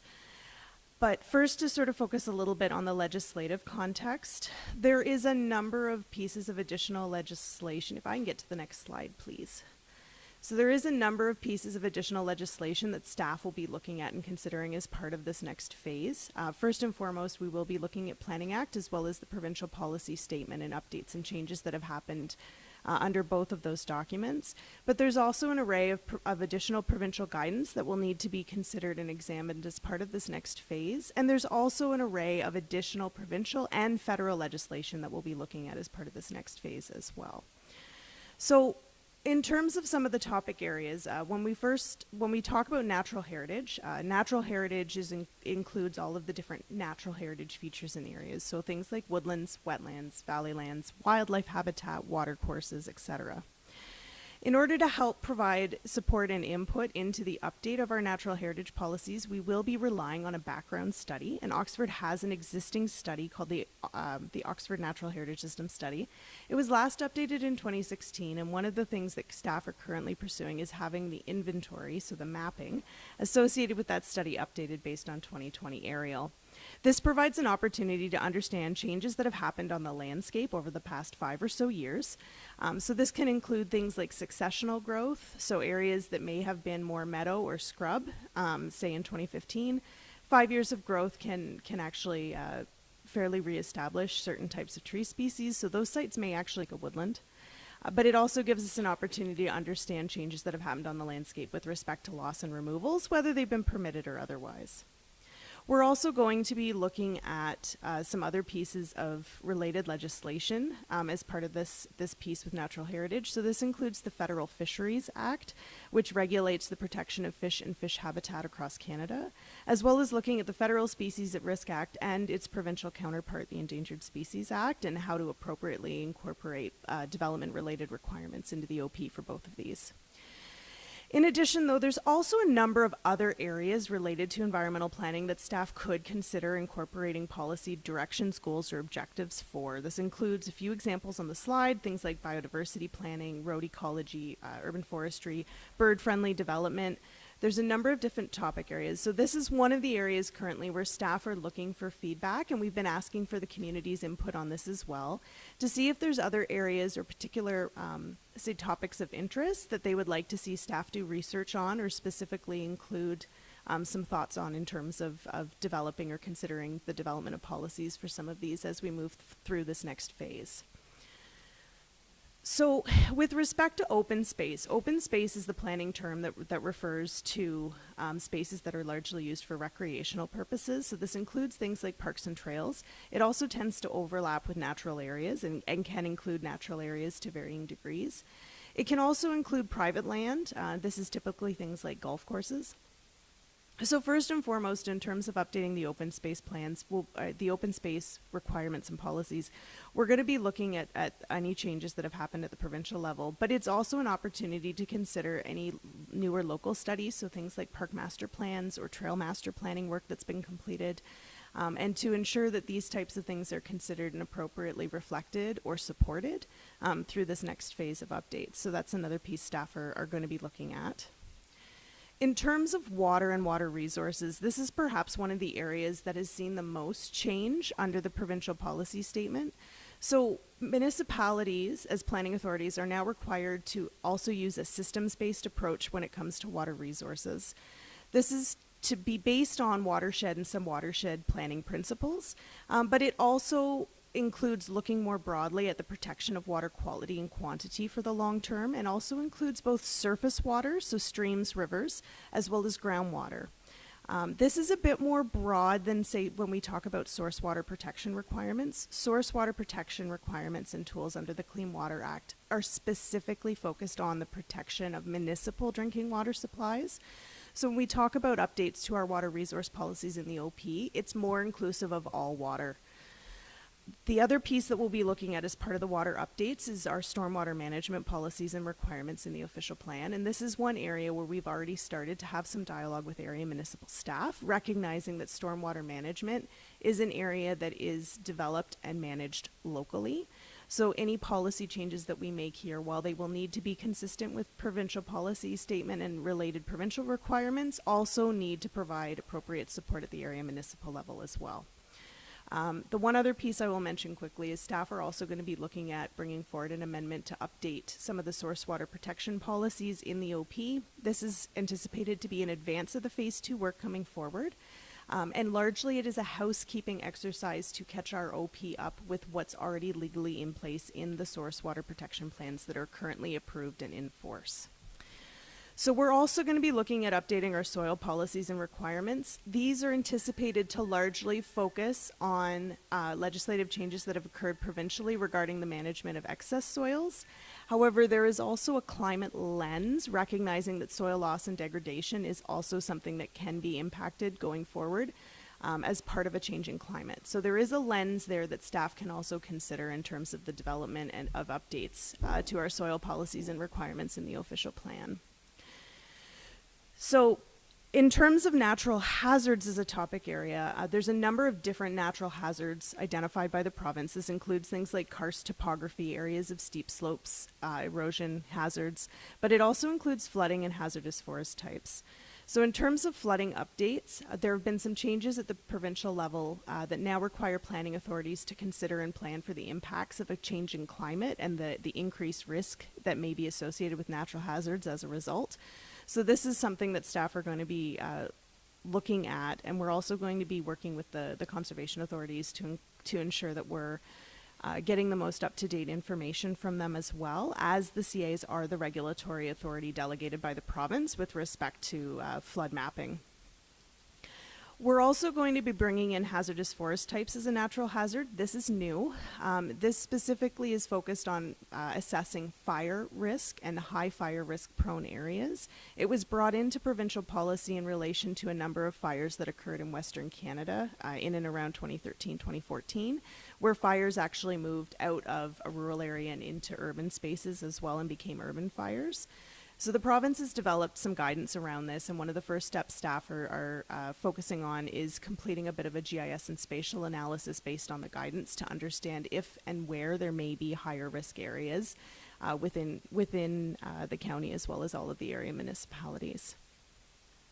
So that perhaps provides a good transition over to the last topic area, which is climate change. So there's a number of areas now in provincial policy that speak to needing a bit of a focus on how to prepare for a change in climate and the impacts that may be associated with it. This is also going to include further updates to some of the renewable energy policies in the OP. We have made some changes through the agricultural amendment for the agricultural designation with respect to renewable energy. These policies speak to all the other designations, so this would include the policies for things like settlements, as an example. We're also looking for feedback and input in terms of what consideration or incorporation staff should be taking in terms of incorporating perhaps other aspects of plans and studies that also exist currently. So the Future Oxford plan is one example of that. And again, there's other topic areas here too that staff could consider bringing in and applying through some climate policies. So this is also a bit of a focal point currently for discussion that we're looking for with our area municipalities as well as with the public. So in terms of project timing overall, so we're currently working through an engagement framework with each of the area municipalities. So staff have been providing a similar presentation to all 8 of the area municipalities over the month of June. We also have a survey currently online through Speak Up Oxford, where we're asking for the community to help provide input. We also have a mapping exercise currently too online, where we're asking for people to help explain to us and show us where their favorite places are to go out and to get out and involved in nature. We're wanting to understand better how people connect with our natural spaces in the county to help feed into the development of goals and objectives for this next phase. From here, staff will be using the bulk of this year to focus on some of those mapping exercises I've mentioned, as well as the development of policy directions, goals, and some draft policies themselves. We anticipate a release of draft policies is likely to occur in the first quarter of next year, and this will come through County Council first, although we do anticipate sort of having some initial discussions on directions with area municipal staff, again, similar to what we did with the agricultural policies, as the feedback has been positive in terms of that outreach approach. Once we have some draft policies out and released, staff are planning for a comprehensive engagement framework that'll roll out through the first and second quarters of next year on the draft policies. We recognize that these are going to be a bit more complex, one, given the range of topic areas involved, but also because we are going to be dealing with mapping changes as well as text-based changes. From here, we're hoping to sort of roll up all of the feedback and produce revised policies by or towards the end of next year. And then we're sort of providing some flexibility towards the end of this process. And this is to ensure that once we get to revise policies, if there is a need to do further engagement, whether it's at the area municipal level or county-wide, we want to provide some flexibility towards the end of the project to allow for that engagement to occur if it's necessary. If things are going fairly smoothly, we may try to bring something back to get adopted by County Council prior to the end of next year. But we may push into 2024 if we need to do some further targeted engagement on specific items. So I've mentioned a couple of the next steps that staff are currently working on in terms of some of our engagement. We were also at the Children's Water Festival event that was at Piddock Conservation Area last Saturday. We had a really great turnout at that event, and the weather cooperated for most of the day. And with all of the feedback that we're currently receiving, staff are going to be using this to help inform further research as well as the development of policies and next steps moving forward with the project. So with that, I would be happy to answer any questions from council. Questions for April from council? Paul? April, I represent Zorra on the board of directors for the Upper Thames. And as I was sitting here listening to your presentation, I kind of felt like I was at an Upper Thames board meeting, because every point that you covered are things that we talk about continuously with the Conservation Authority. So my question is, you did mention working with conservation authorities on flooding, but how closely are you working with the conservation authorities on all these other issues as far as gathering the reams and reams of information you're looking for and developing the policies? So through the mayor, the UTRCA in particular is actually the author that the county retained to do our natural heritage system study. So their staff are directly involved, and we are utilizing some efficiencies on data sets and data layers. We also obtain data sets and data layers from the other 3 CAs within Oxford as well. So we are not trying to reinvent the wheel with data sets if there's data already available. We're also going to be setting up meetings with the CAs to have meetings with their staff in terms of getting their own feedback on how things work currently in terms of the policy framework. Separate and outside of the policy updates per se, there's also ongoing dialogues to deal with the transitioning of the CA non-mandatory services that are delivered because of and resulting from the changes that the province has made to the Conservation Authorities Act. So there is going to be a certain amount of in tandem alignment in terms of policy updates and looking at the non-mandatory roles. So there is an opportunity to look at creating efficiencies of process from that perspective as well through this project. Well, that's good to hear, because the amount of work that's involved here, we want to avoid duplication. So if you can get information and share information with the conservation authorities, I think that's quite beneficial. So glad to hear that. Anyone else? Questions for April? Steve? It's a very nice presentation, but I've got to admit, since I started reading the whole thing, I get more confused every time, and especially after what you've just said, because I'm going, seems to me there's a lot of overlap here between the conservation authorities and Ministry of the Environment. And I'm going, the county makes a plan change or policy change, but is it enforceable? Or who's it gonna, like, I'm just don't understand who's got their hand on the steering wheel. So through the mayor, to try to help clarify, so the requirements in the official plan set out the development requirements specific to controlling development in relation to water resources and natural heritage under the Planning Act. The Conservation Authorities Act regulations apply to wetlands and flood control areas. So in order to provide alignment between the regulatory process on those 2 matters specifically and the OP, there is a degree of overlap in the policies, and it is important to have those appropriately aligned so as to not create different tests or different requirements as somebody were to move through the development review process. So that is something that we will be looking at and focusing on with the CAs. But in terms of things like significant woodland protection, wildlife habitat protection, other matters under the PPS, the CA provides those services on the planning department's behalf or on the county or the area municipality's behalf. Based on the changes that have occurred under the Conservation Authorities Act, those plan review functions that are beyond flooding and wetlands as they relate to flooding, those other plan review functions are considered non-mandatory. So the CA is providing that as a municipal service to us. So that is going to be one of the areas that the county and the CAs are going to have to develop agreements for, and that's another piece of work that staff have on their plate currently, is to help figure this out with the CAs in terms of how that would work. But it is our requirements under the official plan that guide where and how development is controlled, and that's in part based on provincial guidance. So for a number of these, it's other pieces of legislation, whether it's Planning Act or, say, Fisheries Act federally, that control some of these requirements. The official plan sort of provides the rule book, if you will, and then the Conservation Authority, because they have technical staff and expertise, has been acting as our expert to provide that review and input. And there is some efficiency there, given that they also have parallel regulatory requirements that happen at the same time. I hope that helps clarify, but I realize it's a long answer. No, thank you very much. It does clarify it. I would just add, if I could, April, that I think the intention here would be that when Oxford County Planning has done this component of the OP review, that there would be significantly better alignment, let's say, between the goals and the legislated obligations of Oxford County Planning and Upper Thames River Conservation Authority, even though they both operate under different acts. There will at least be a good understanding between the two of, where there are potential conflicts, how to best address those, so that when a resident goes to go through some kind of permitting or planning process, it should, in theory, be much smoother and more transparent what the issues are and aren't, because this process has been undertaken. That's correct. So that will be one of the goals, correct? Any other questions for April?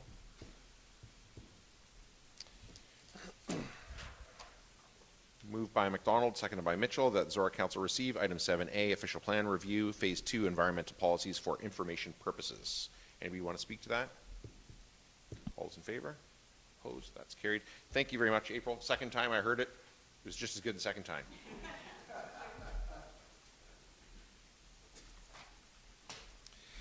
And item 7B.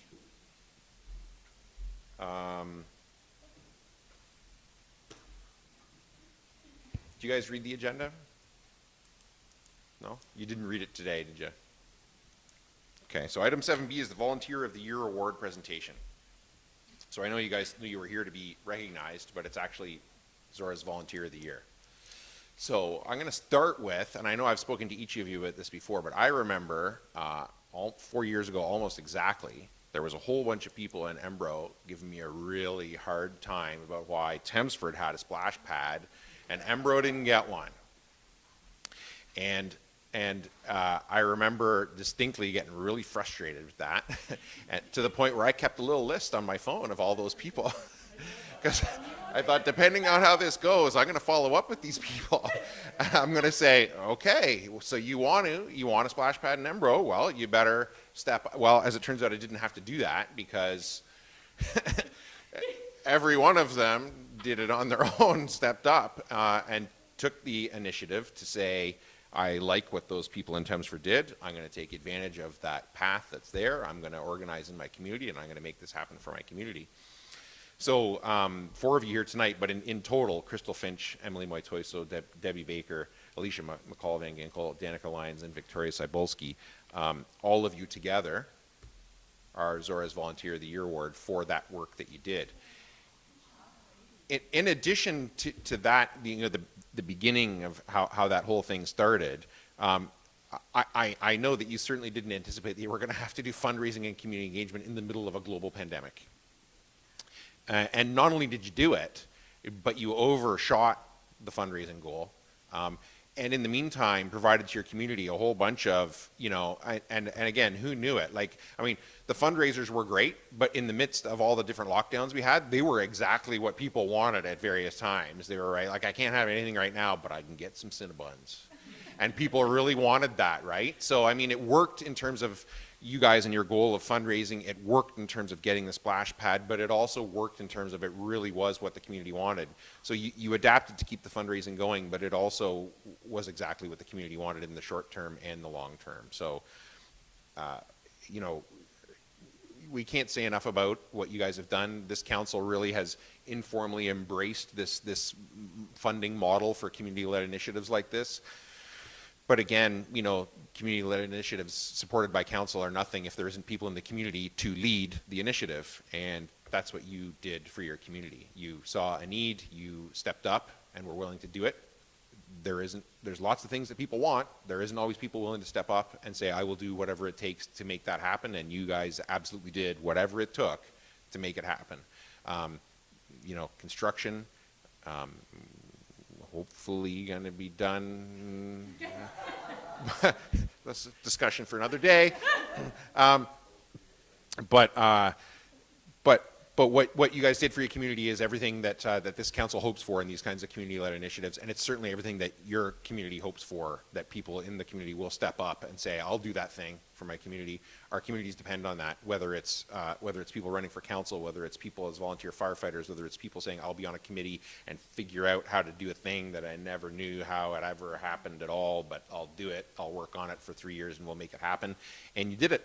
So, you know, all the thanks in the world on behalf of myself, on behalf of council, on behalf of the entire township for what you're doing is going to be a thing that residents of our community, and especially little kids, will enjoy for decades. It will be there, and they will enjoy it, and it wouldn't be there if you guys hadn't done it. So if you would please come up, we have a little package for each one of you, and photo and all those things.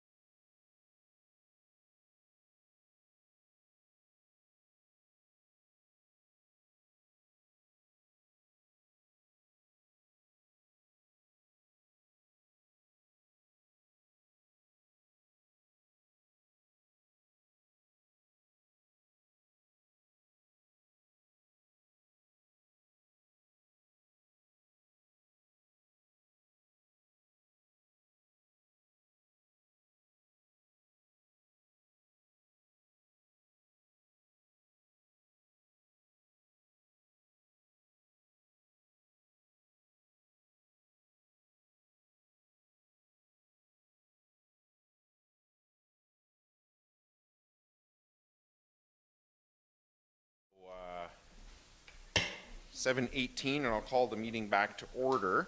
And we are at, and I lost my pen and I forgot to find it again. We are at item 7C, delegation on backyard chickens from Bronwyn Metcalf.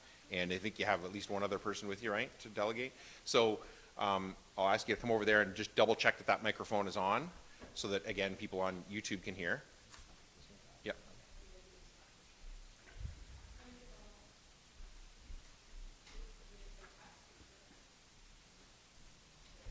Test? Yeah? Is that on? So I'll just say, the time is yours once I hand it over to you. Assume that council has read your delegation submission, and then, you know, hit your high points and leave time for them to ask questions of you, and then they'll decide what to do with your delegation after that, okay? Okay. Over to you. Thank you, Mayor Ryan and members of council. My name is Bronwyn Metcalf, and I'm here today to request an amendment to the zoning and/or animal control bylaws to permit chicken keeping or other domesticated fowl on residential and rural residential properties within the township. I also request that the township suspend fines to any existing resident with backyard chickens until the amendment is officially approved, and ask for permission to return my family's hens to our coop. To support these requests, we have a petition of Zorra Township residents in favor of this change. In just a couple of weeks, we have gathered almost 200 signatures through personal conversations with villagers, as well as rural residents. Only 3 people I've talked to have said they think it's a good idea, but don't want to sign for personal reasons, and no one has disagreed. The support gathered in such a short time indicates to me that this would be a worthy undertaking for the township. Oxford County and Zorra Township have been given the task of ensuring agricultural sustainability and protection of the food supply. Allowing small flocks of backyard chickens is an excellent way to complement this goal and improve overall food security. We have all seen food shortages and supply chain disruptions during the pandemic, not to mention skyrocketing inflation. These things have prompted many people to look for ways to become more independent and grow more food on their own property. For my family and many others, raising a small flock of chickens is one step toward accomplishing this goal. Having lived in close proximity to our chickens for more than a year, each one of our backyard neighbors has signed the petition in support, along with several others down the street and many people around the village and other parts of the township. Conversing with nearly everyone who has crossed my path in the last few weeks, I've heard the following. What do you mean we can't have chickens? They don't bother anyone. Who cares if there's chickens in your backyard? Do you have any extra eggs? And as soon as the bylaw changes, there will be chickens in my backyard too.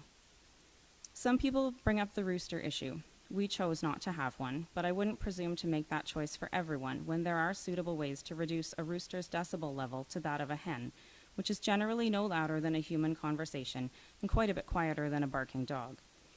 Being around a few friends' flocks, I've discovered that our older hens are much chattier than most, and even that didn't bother my neighbors. One has said to me recently that she misses listening to them, and so do I. They are companionable creatures, and I've come to depend on their comfort and calming following episodes of challenging behavior from our eldest severely disabled son.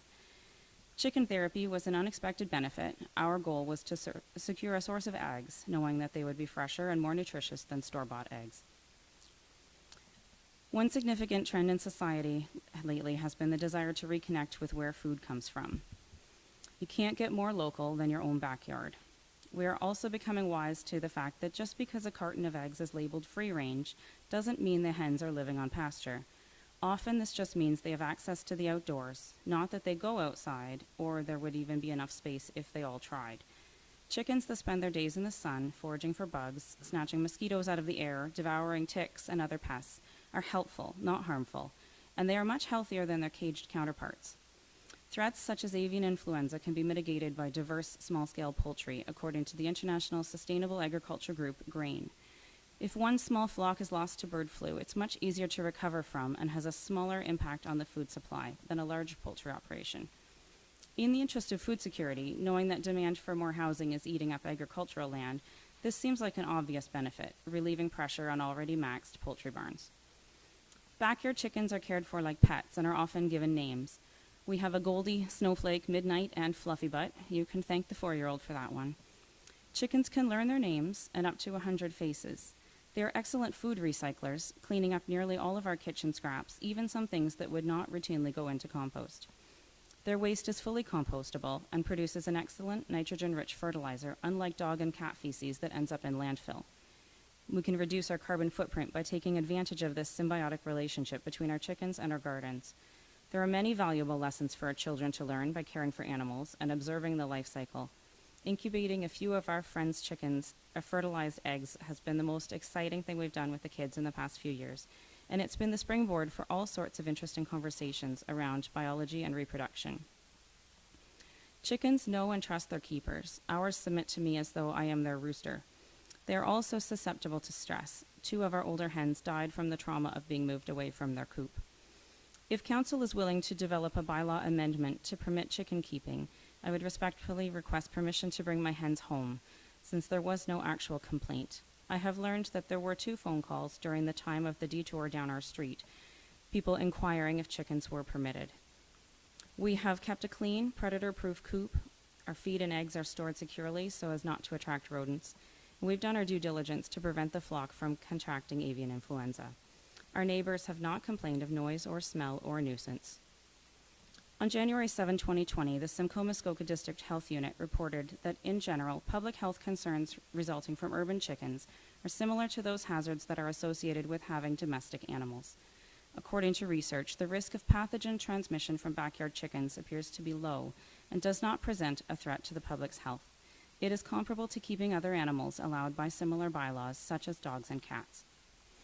If you look to Woodstock, our nearest municipality that permits chicken keeping, you will find that for 30 years there has been a very simple bylaw in place with very few complaints. Coops are permitted so long as they are 20 feet from your house and 50 feet away from any neighboring house. They are required to be kept clean, and chickens are not permitted to roam the neighborhood at large, similar to dogs and cats. This means that a family can determine how best to meet their own needs. They can give as much or as little space in their backyard to their chickens as required to keep them healthy, however many they choose to have, and they can have a rooster if they want. They can also do this without significant cost to the municipality or to the property owner. The majority of calls that Woodstock bylaw has received in the past 30 years have been inquiries if chickens are allowed. This would be an excellent example for Zorra to follow. In conclusion, a bylaw amendment to permit backyard chicken keeping on residential and rural residential properties in Zorra Township would be a change welcomed by the community. With respect, I request that council direct staff to develop this amendment and in the meantime allow us to return our hens to our coop. Backyard chickens have been part of Thamesford's small town charm for many years, and I would hate for any of our happy chicken owners to be penalized while this amendment is in process. It is only since the industrialization of our food supply that chickens have been treated as livestock and restricted as such. This shift to a greater connection with nature is happening, and I would request that our bylaws and the small town feel of Zorra's villages reflect that. Thank you.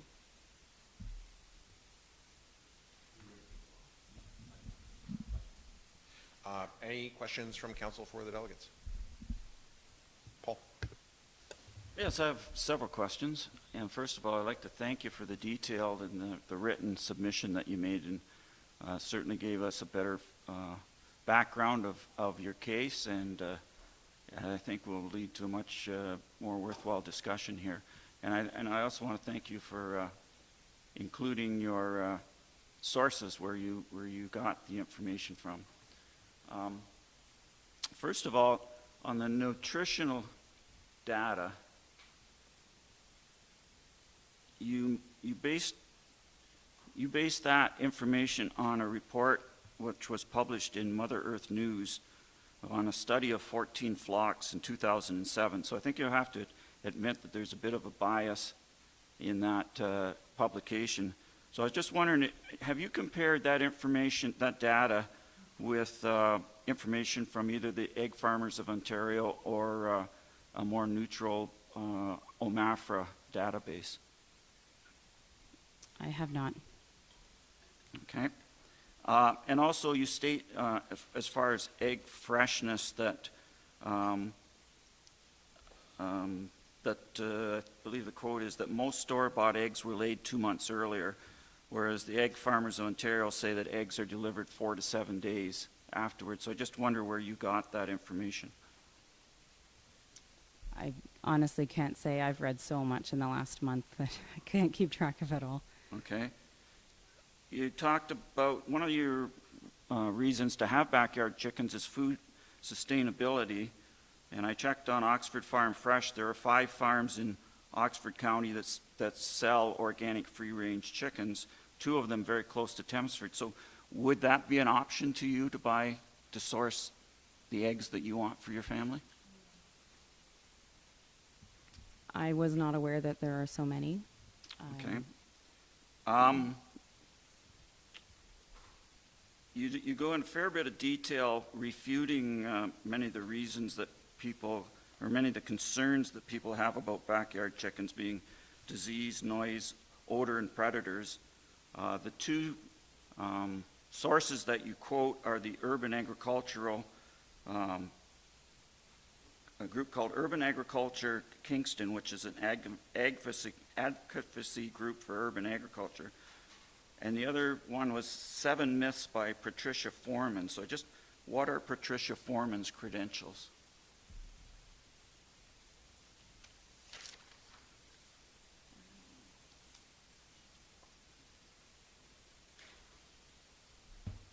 I'm sorry, I don't have an internet connection to look that one up right now. Okay, and my last question is, you cite the city of Woodstock as allowing backyard chickens. We were given a report from staff to give us background information, a report that was prepared by the town of Tillsonburg, which lists municipalities that do allow it, and according to this list, Woodstock doesn't allow backyard chickens. I checked into their bylaws, and it's very interesting. Their bylaw allows domestic fowl, cattle, horses, sheep, goats within the city of Woodstock, but I was a bit confused about when it was actually enacted and whether it has changed, because on the website it said it was enacted in 1973, and the bylaw was dated 1994. So I just wondered if have you talked to anybody at the city of Woodstock as to what the actual rules are in Woodstock as far as backyard chickens? Yes, I spoke to them last week, and she directed me straight to their website, to that chapter 232, that states the specifics around the distance a coop can be from the homes and the neighbors' homes. And she said that is simply everything, and that it was the most recent date on that is 1991. Okay, so you have some confirmation on that one. Okay, that's my questions. Thank you. Any other questions? Thanks very much. Steve, sorry to go. I was just going to say, I can verify that they're in Woodstock, whether they're legal or not, because there's one rooster that calls out about every 20 minutes if I'm out in the patio of my lady friend's apartment.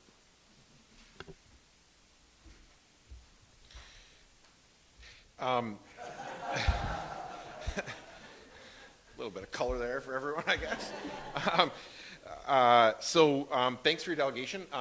There is a motion here that councillors have moved, so I'll read that motion. They're going to debate that then and decide wherever they decide. Okay?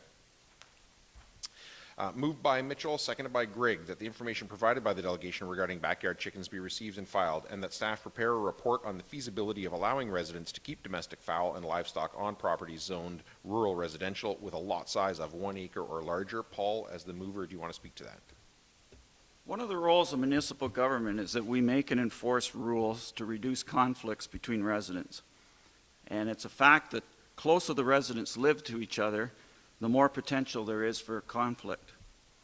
We all decide where we want to live. The advantage of living in a urban environment is that you have accessibility to pretty well everything you need.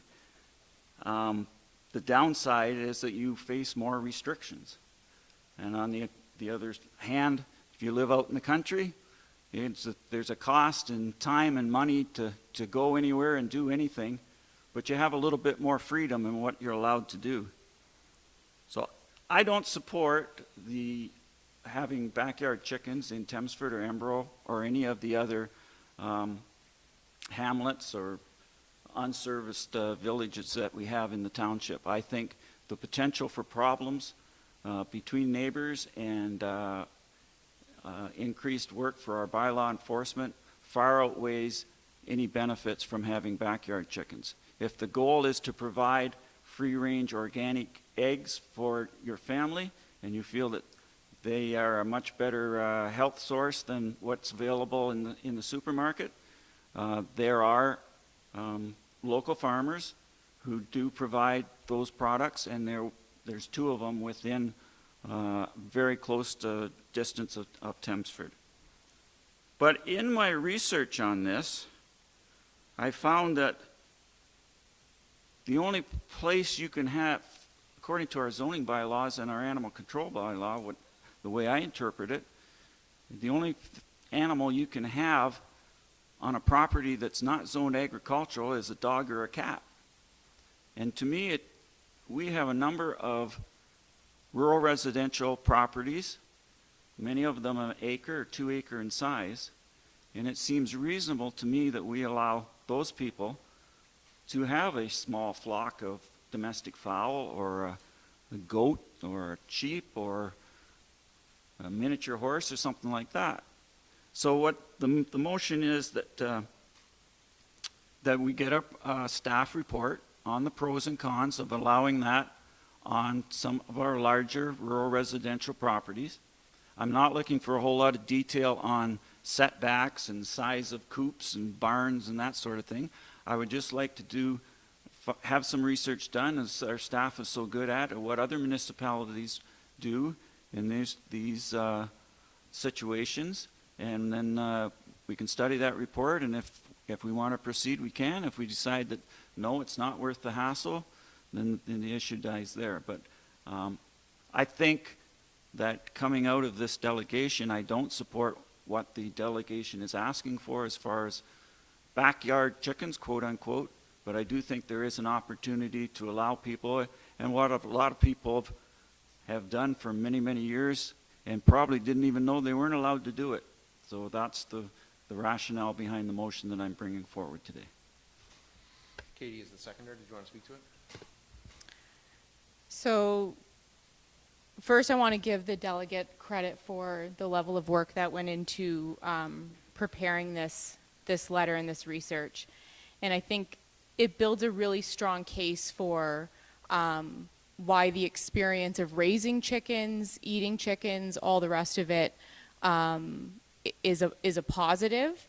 And I think when we're looking at proposed changes like this, we have to look at what the appropriate land use is for the zoning and the compatibility with neighbors. So I think, if we're talking about sidewalks are excellent. Sidewalks let you ride a scooter. It's a nice, flat, stable surface for a child to learn to ride a bicycle. But that doesn't mean that sidewalks are appropriate in every area of the municipality. We can't put sidewalks down all of our roadways. So I definitely appreciate and can agree with some of the experiences that you've been able to have with your family, with your chickens. But I'm not seeing enough to satisfy the concerns that that I have and that other residents have in terms of what that would mean in the village. So there have been quite a few phone calls that I've received in the last, since the agenda was posted, from residents who either have seen it on the agenda or saw that a petition was circulating, and not necessarily comfortable speaking out publicly to say that they're not comfortable with this, but we're really concerned about this being considered at council today. So I will be in support of the motion that Paul has drafted. I think in different styles of properties, when they're rural in nature and of a certain size, it could be something that could be accommodated and not have the same level of concern. But in terms of the settlement areas within the village boundaries, I will not be in support. Anyone else? Steve? I concur with Paul and Katie. There's a big difference between rural residential and urban residential, regardless of the lot size. but, as it sits, I would support the motion to do the report. But personally, I'm against having them in a urban setting.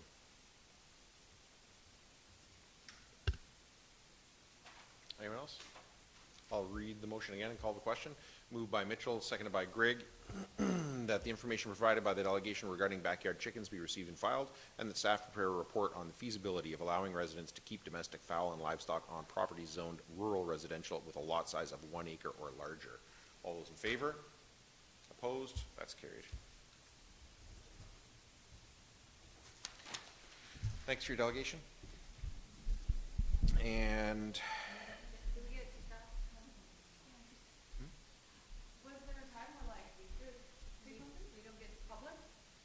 oh, like about what? Oh, no, there wasn't. In the meeting format, it's a council working meeting, right? So in order to get on the agenda, they had to fill out a form in advance, like for the kind of delegation they got, they filled it out by last Wednesday in order to get that time. There is a time slot in regular meetings that if you fill out, if you submit it to staff by noon the day before the council meeting, you get a 3-minute, I think, at the beginning of the council meeting to speak to any items that are on the agenda, but there's no question and answer or debate by council. It's just you get to tell us 3 minutes of whatever you want to tell us at the beginning of the meeting. But yeah, we can't just have everybody, as a general rule, we can't have anybody just walk in and talk about anything, or we may, depending on the issues of the day, we may never get through the whole agenda kind of thing. So there's structured ways, though, okay? And of course, you can always contact your councilors by email, phone, whatever, whenever you want to talk about other issues, okay? Okay. So,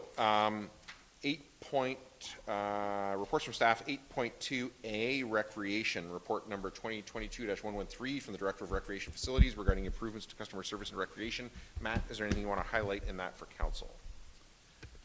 I just want to say that, so we've heard concerns and we're trying to address them, and I wanted to keep council informed of the strategies we're using to meet the needs and expectations of our community and council.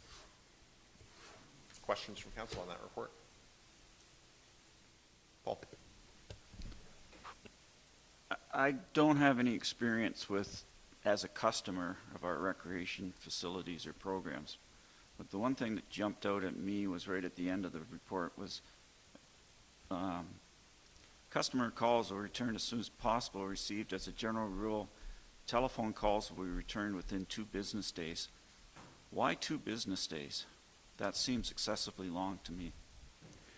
Ideally, it would be sooner, but there are high demand seasons where 2 business days may be reasonable. We also are doing this in line.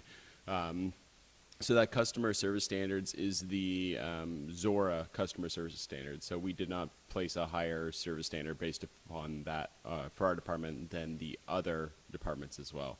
So the expectation is as soon as possible, but within 2 business days, with either in a busy time frame, busy period, or in a complex issue that we need to take care of, then that's where it becomes a little bit more reasonable.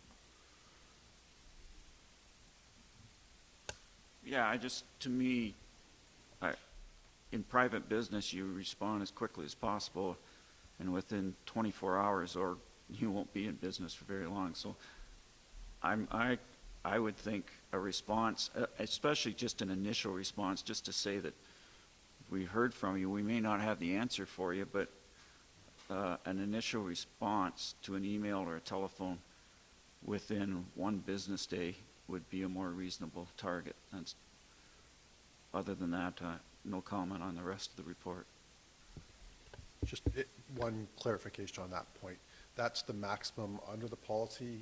We hope to exceed that, but that just allows a bit of time in case, as the director mentioned, that there are times when we can't return that call, but we do endeavor to do better than that standard. Anyone else? Katie? I'm comfortable with the 2 days set out in the document here. I think when we're dealing with a relatively small municipality, we have, I think every staff member has sort of multiple responsibilities and a lot going on. And I think sometimes because that's how we operate, there can be ebbs and flows in the workday of our staff members where we don't necessarily have someone sitting at a desk all day long. So I think, you know, with as soon as possible being the goal, having that 2-day time frame seems entirely reasonable. I was really happy to see this come forward. I think, you know, in discussions about historically ZRAC, like, so ZRAC meant baseball and hockey, because recreation to Zorra Township meant baseball and hockey. And we recently had on social media a post where a resident was pointing out how well kept our staff keep our ball diamond. And I think that has never been a concern. We have always had great ice. We've always had great ball diamond, and that is the result of the hard work of our staff members and our management. And I think that this report is identifying that the expectations in how we do recreation has shifted, and this is going to get us caught up so that that some of those gaps that have been identified are being resolved. So thank you for this work, and great to see, and I think residents will be happy with it as well. Anyone else? Steve? The only thing, it's a good report, but I was really pleased to see item number 4 there, post-event debriefs with staff and organizers for the large events, not just the little stuff. That's an excellent way to go, whether it's the whole soccer league or the whole baseball, but, okay, use the games, you know, for 4 or 5 members of the exec or somebody to sit down with staff and go, hey, is everything all right? Well, no, because this happened, or yeah, everything was all right, bonus. So, yeah, that's a good thing to do. Anyone else? Moved by Mitchell, seconded by McDonald, that report 2022-113 be received and filed for information purposes only. Anybody want to speak to that? All those in favor? Opposed? That is carried. Thanks, Matt.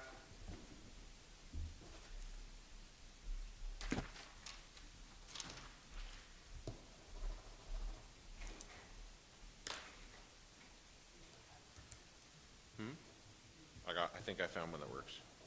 Nope. I had one here at the beginning of the night. Anything will work. Thank you. Thank you. Sorry about that. Ooh, it writes purple.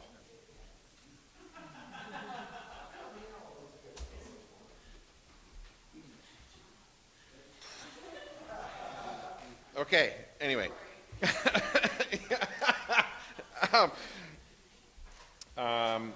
Yeah. 8.6, Corporate Services Department. A, Report 2022-114 from the Chief Administrative Officer regarding building permit fees. Dawn, is there anything you want to highlight for council in that? I don't think so. The chief building official may have comments, I'm not sure, but we have not updated our fees since 2011, so we are long overdue. Right now, we are the lowest in Oxford County. The building department has seen increased staffing pressures. We've now dedicated the deputy CBO primarily to building just because of the increase. This year we are experiencing a $45,000 shortfall, which we've never had before in building. So perhaps we should have looked at this last year to recognize that fact, so we are a little bit behind the 8 ball.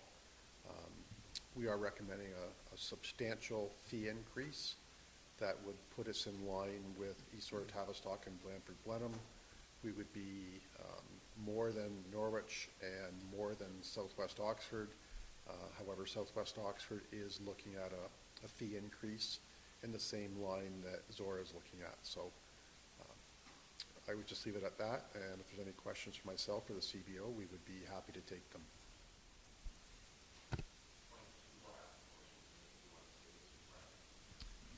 No, I mean, we're a little lagging behind on our fees and cost recovery. I think it's probably time. It's unfortunately everything's going up these days. It's just one of those things.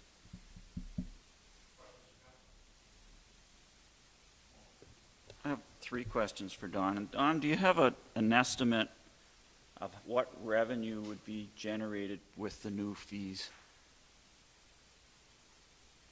It's hard to project, but if we look at the one likely known factor from Kingwood submitting, I think it's 42 towns at about $1,500 a square foot, or 1,500 square feet. They would be, at present fees, about 25,000, 27,000. We would project the new total to be about 100,000. So 100,000 versus, and the email you sent me was 100,000 versus just under 30,000 with the current fees for those townhouses. So that alone would be the 70,000 would more than wipe out the deficit that we're facing there. Second question, you mentioned in the report that there's 386,000 in the building reserve right now. Some of that will be earmarked for the ZMC if we go ahead, the ZMC, if we go ahead with that. So what's the breakdown on that 380,000 as far as ZMC to cover the current deficit, and then what would be left as a balance in that report, in that reserve?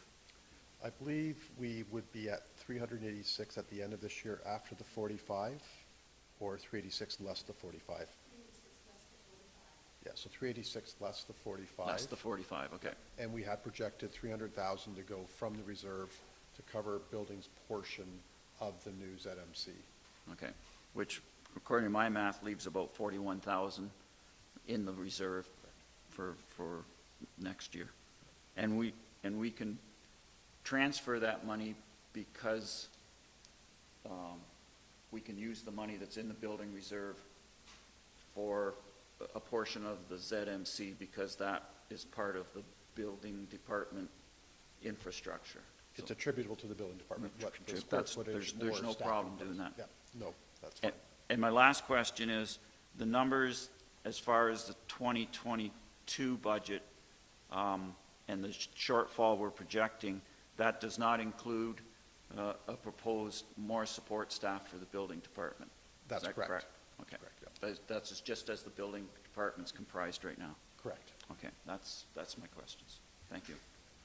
Any other questions for staff?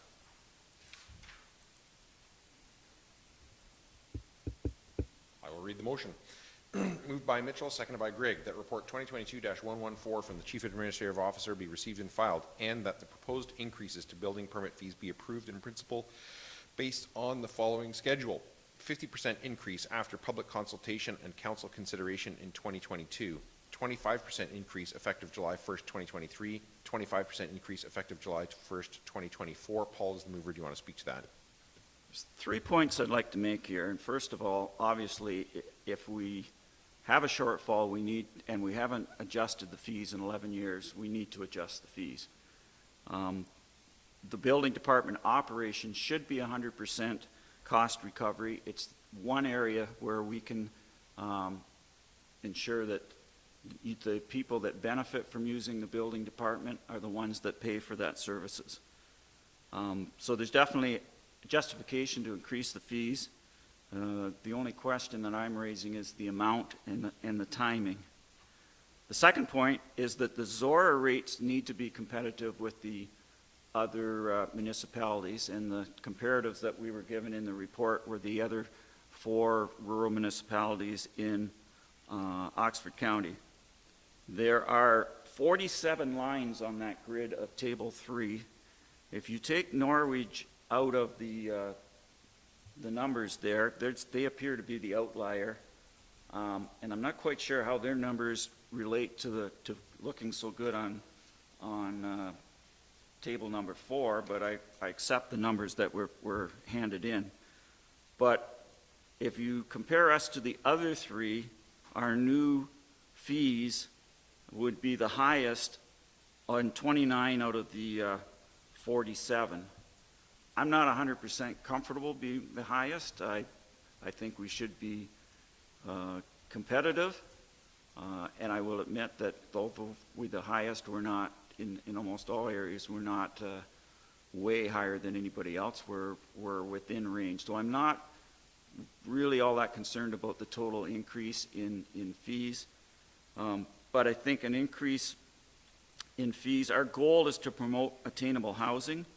And while permits are a small part of the overall building cost, I think it does send the wrong message if Zorra is the highest for our permit fees. And I also point out that we've have implemented development charges within the last 2 or 3 years, which adds to building costs, which in the new subdivisions, and it's passed on to the purchasers of those buildings. And I fully support development charges. They make a whole lot of sense, but we have added cost to building in that department through. So my third point, and the reason I drafted the motion the way I did was the rate of increase, and why I'm not disputing that we should go to these fee levels, but I don't think we should do it all at once. And I looked at table number 4. If you look the way it's broke down, for a new 1,500 square foot dwelling, that's a 118% increase. A 2,500 square foot, that's a 245% increase. 20,000 square foot ag outbuilding is a 54% increase. 30,000 square foot livestock building is a 52% increase. Commercial building, a smaller one, actually decreases 11%, and a 30,000 square foot commercial building is a 32% increase. So I'm not saying that we should not increase fees. I'm not saying that we should increase the fees to the proposed amount.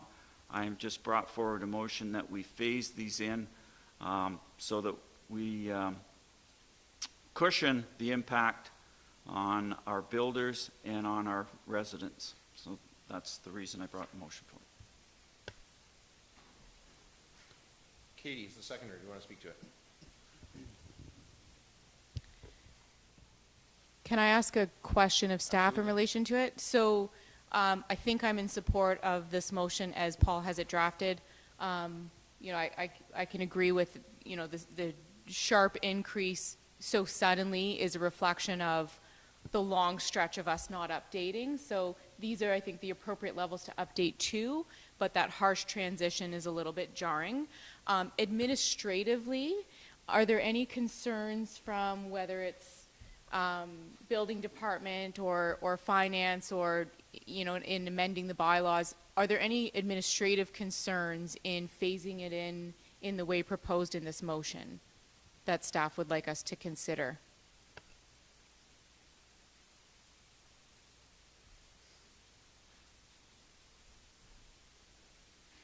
We're not sure who's answering this yet. That's okay. My concern is that you're going to, everyone else is looking at their rates also, so we may be at the top, but the others will most likely join also when they see that the cost of living has increased and the need to cover their building department. My recommendation is going forward also just to put a cost of living increase to the fees on an annual basis also.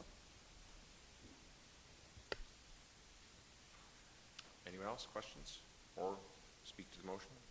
Steve?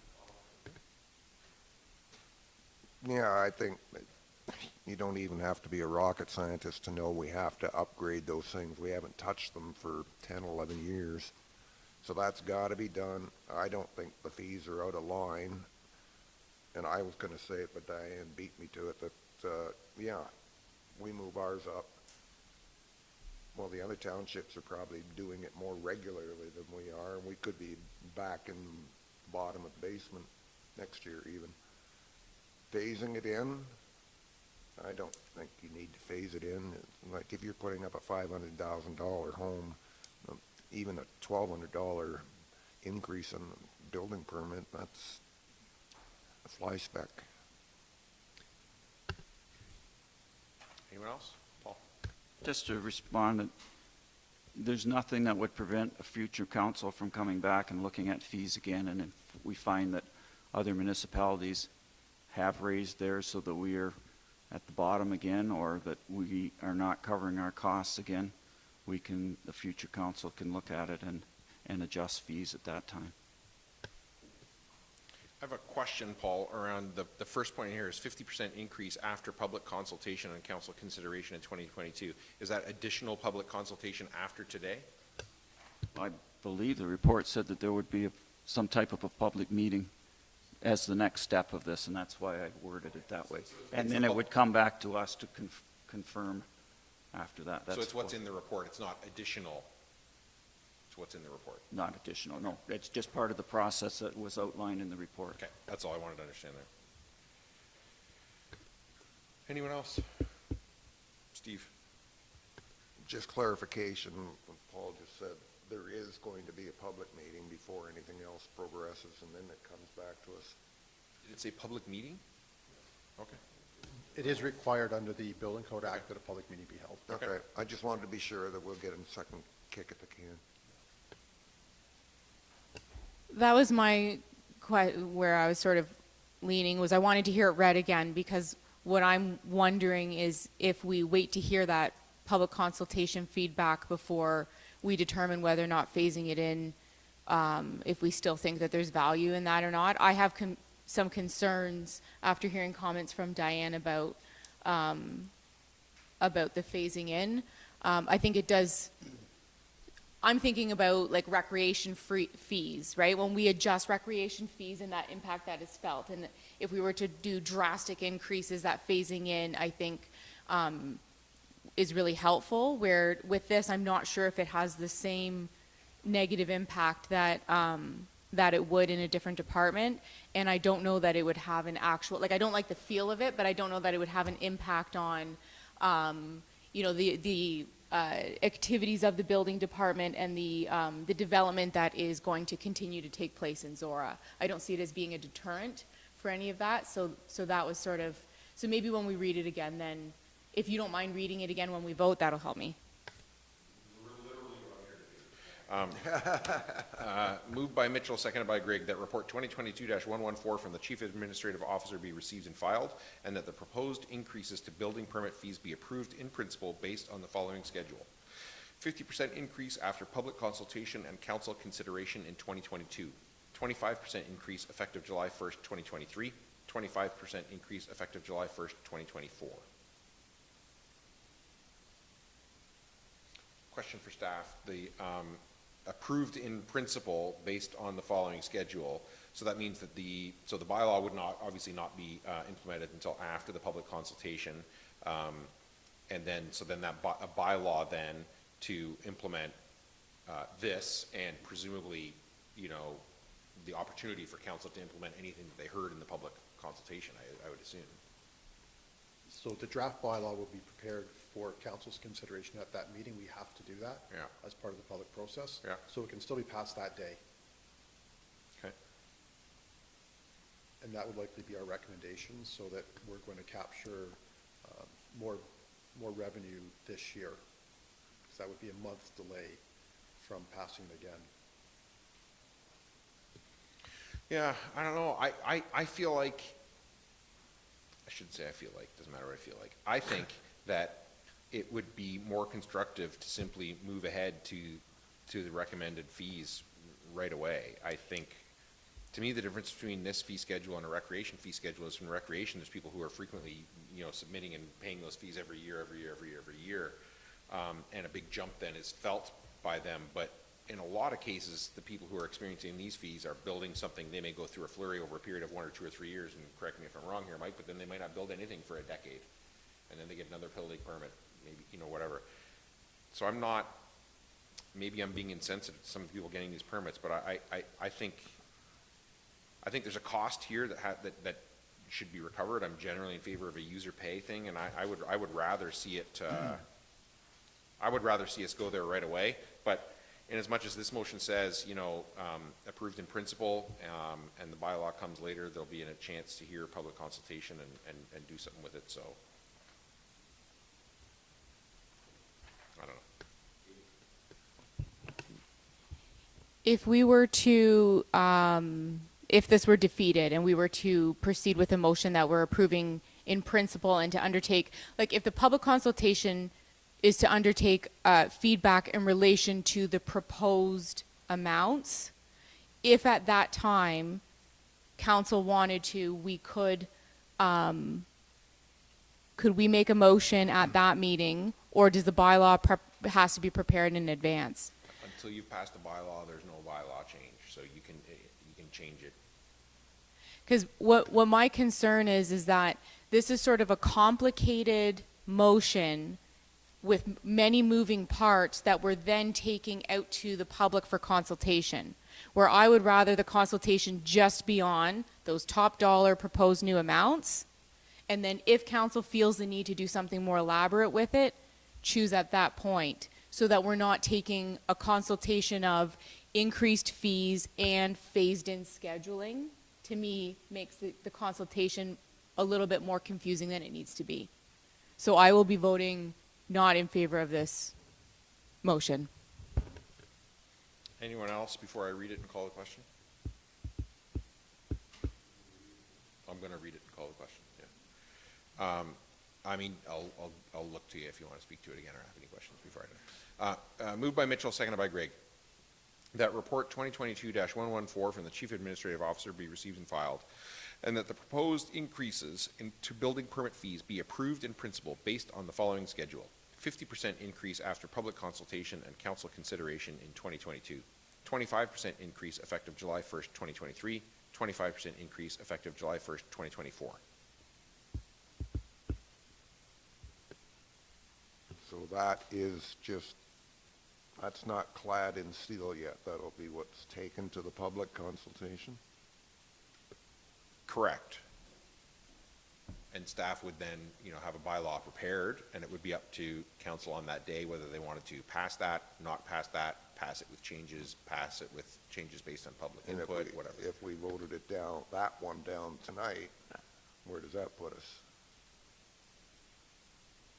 Well, I mean, you have a report in front of you from staff that you frankly don't have to do anything with if you don't want. Council can just say, receive and file, thank you. Or they can say, do that. Or as Paul has suggested here, do that, but with changes. So it's up to council what you want to do with it. If this passes, then this is what staff will do. If this fails, then it would be up to council if they were happy to have it fail, and essentially then the report is just not adopted, or somebody could put forward a different motion to do something different. It's frankly up to this council what they want to do with it. We definitively get to vote on it July 6th. Yes. Okay. Anybody else? I'm going to read it again, and I'm going to call a question. Moved by Mitchell, seconded by Grigg, that report 2022-114 from the Chief Administrative Officer be received and filed, and that the proposed increases to building permit fees be approved in principle based on the following schedule: 50% increase after public consultation and council consideration in 2022, 25% increase effective July 1st, 2023, 25% increase effective July 1st, 2024. All those in favor? Opposed? That is defeated. So now it's up to you guys what you want to do with that report. Receive and file, adopt a different, adopt with other changes. It's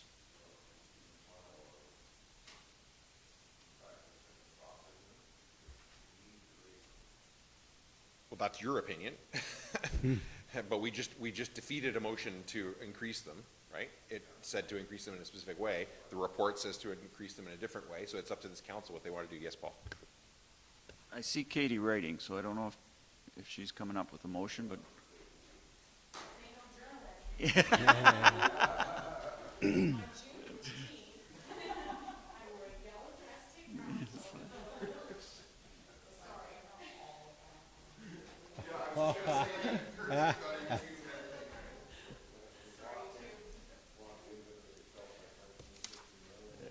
There we go.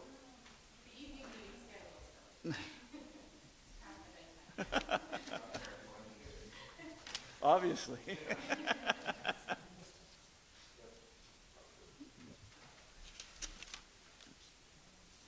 Okay, and now I have, I'm getting ready. Moved by Grigg, seconded by Mitchell, that report 2022-144 regarding building permit fees be received and filed, and that the proposed increases to building permit fees be approved in principle, and that public consultation be undertaken on specific, as specified in the report. Katie is the mover. Do you want to speak to that? Nope, I think we're good. Yeah, may seem strange, I support it, but I do, because the bottom line is we need to increase the fees. I think, in spite of my earlier comments, that the proposed fees are reasonable. I just thought that they should be phased in, but the decision of council is not to do that, so I support going forward with the process to increase the fees, so. Steve? I'm a happy camper now. I'm going to read it again. Call the question. Moved by Grigg, seconded by Mitchell, that report 2022-144 regarding building permit fees be received and filed, and that the proposed increases to building permit fees be approved in principle, and that public consultation be undertaken as specified in the report. All those in favor? Opposed? That's carried. I don't know, it was a long weekend. My own fault. All right. And 8.6B, report 2022-115 from the Chief Administrative Officer regarding a realignment of administrative duties. Don, do you want to say anything about that before I ask council for questions?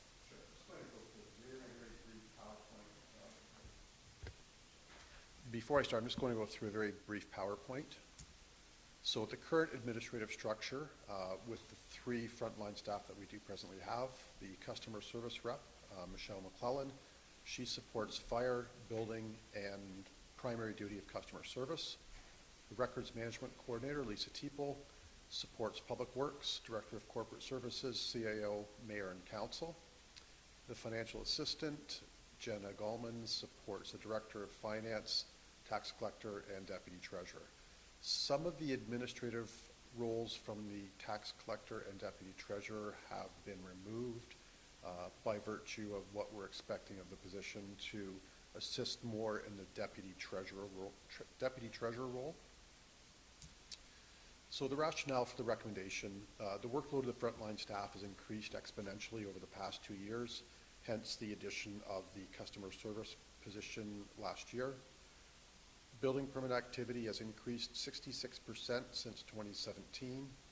Our planning applications and subdivision activity has also increased. We would have 1 designated staff member assigned to building drainage and would allow for better coordination within the department. As well, administrative reporting tasks will be shifted from CBO and deputy CBO to an administrative staff member. So with our transition to cloud permit, there is a bit of reporting online, and this would allow someone administratively to do it rather than Mike or Matt. So again, looking at the rationale for the recommendations, council saw a very similar report on the customer service. So what we have done is we've looked at the populations of the 5 rural municipalities, the growth from 2016 to 2021. As well, we have looked at the administrative support at each of the municipalities. So the recommended staffing level would put Zorra at 9,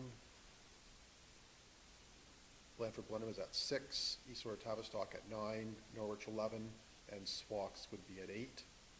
Looking at the number of staff per resident, Zorra would still be right in the middle at the 959 per staff member. If we leave it at the present level, we would be second highest, or second lowest as the case may be, for the number of staff, or number of residents per staff member. So the proposed administrative structure would shift slightly.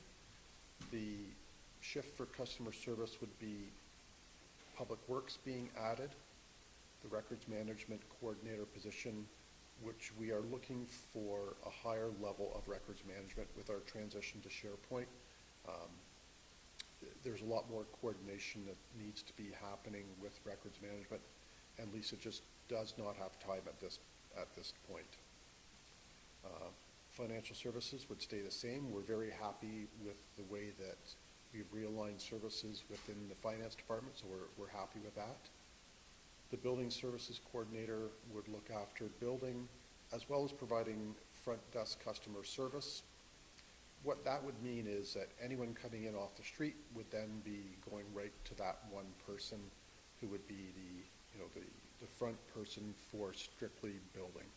Any other inquiries would go to customer service.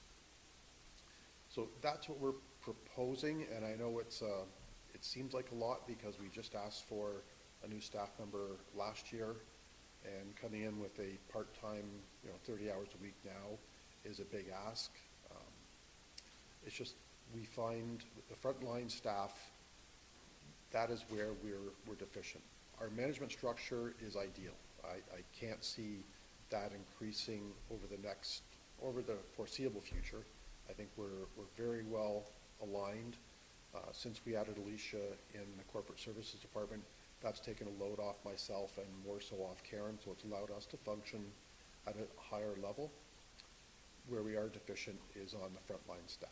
So that is the reason that we are making this recommendation at this time for council's consideration. And I would leave it open for questions at this point. Questions from council? Paul. First of all, Don, thanks for the report and all the detail that you went in as far as explaining the staffing levels and the process for issuing a permit and all the work that our Mike and Matt do to not only issue permits but go through the whole process of inspections and whatnot. So I want to thank you for that. My one question is, are builders being delayed because our staff can't issue permits or do inspections when needed?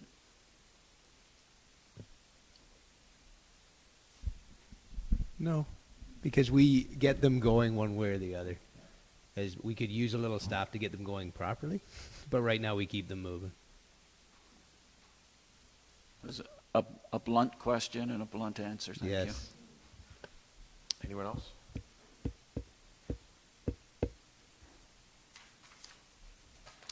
Moved by Mitchell, seconded by McDonald, that council approve the position outlined in report 2022-115 and that staff be directed to prepare a job description and proceed with recruitment as amended, that the position be for 20 to 25 hours per week, and that the position would be 100% dedicated to the building department. Paul, as the mover, do you wish to speak to that?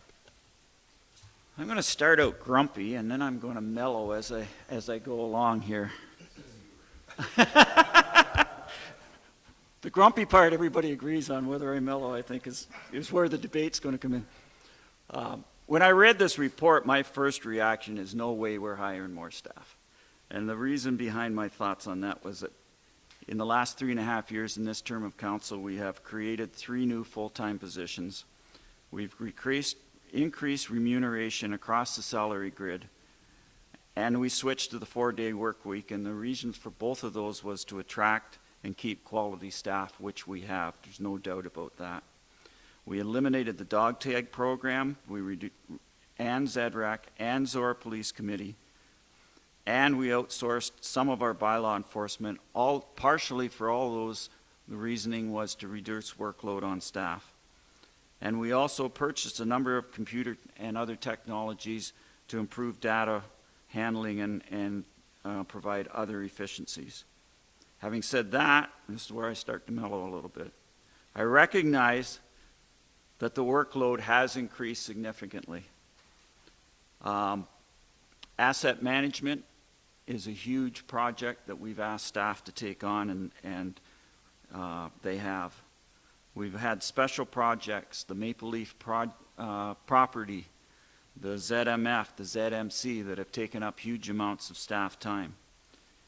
And the building activity, which Don just outlined, and we've seen every month when the permits come in. And we've been a very proactive council, and there's rarely a meeting goes by when council isn't asking staff for a report or two to come back to us to provide us with information and guidance. As far as building department staffing, it comes down to 2 things for me. Customer service, are we able to issue the permits and doing the inspections, meeting the builders and residents' needs?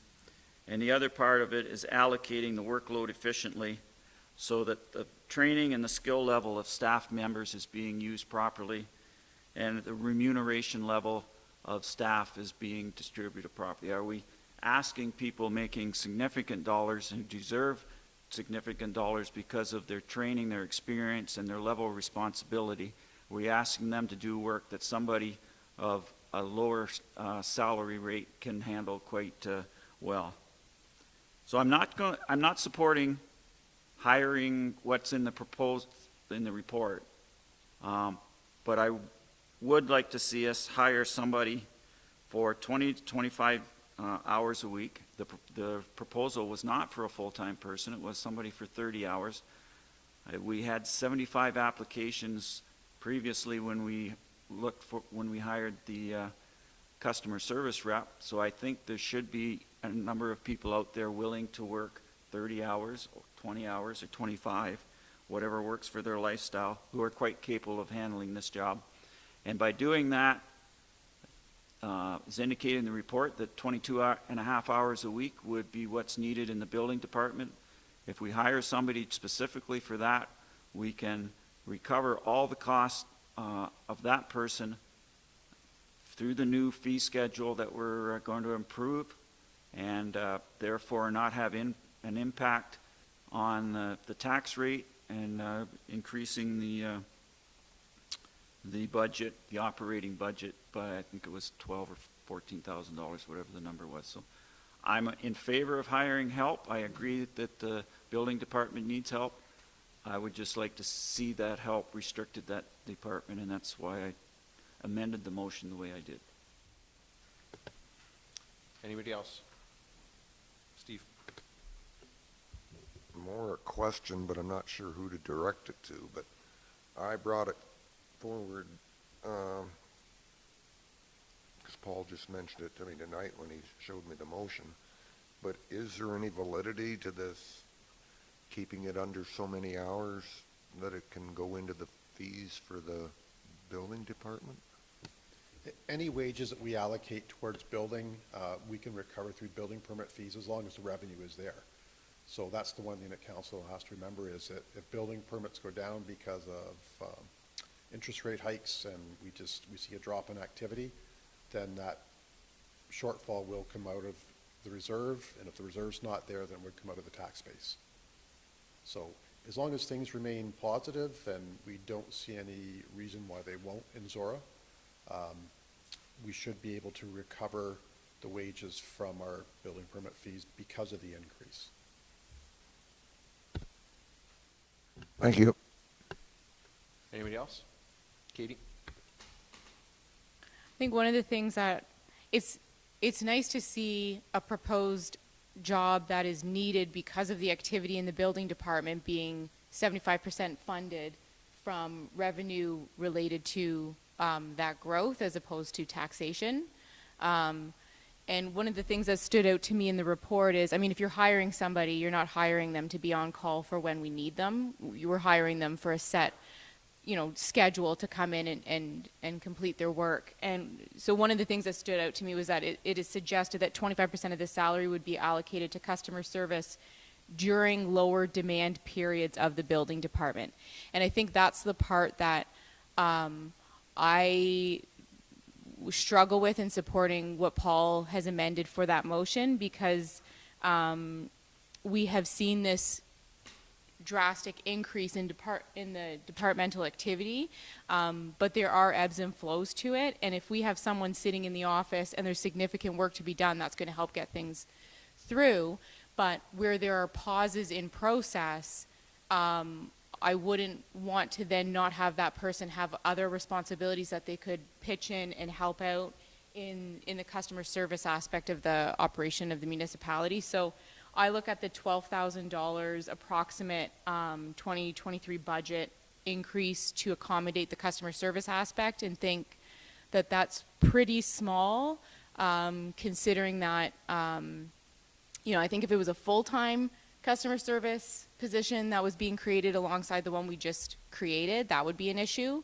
But to have it be predominantly building department support funded through building department and have just this small piece otherwise, it will, I just think the logistics of having an employee who has that that other aspect of their responsibilities will allow for a more productive use of that position.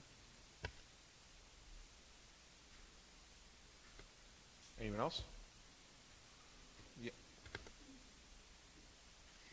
Just kind of to add on to what Katie was saying as well, if that model were to be followed, by law enforcement could potentially have a bit more admin support too. And we're looking, I know council recently just received that excuse me, report about MEU, but we're looking to make some changes there too. So that would leave that open as well for admin support, which staff feel is important.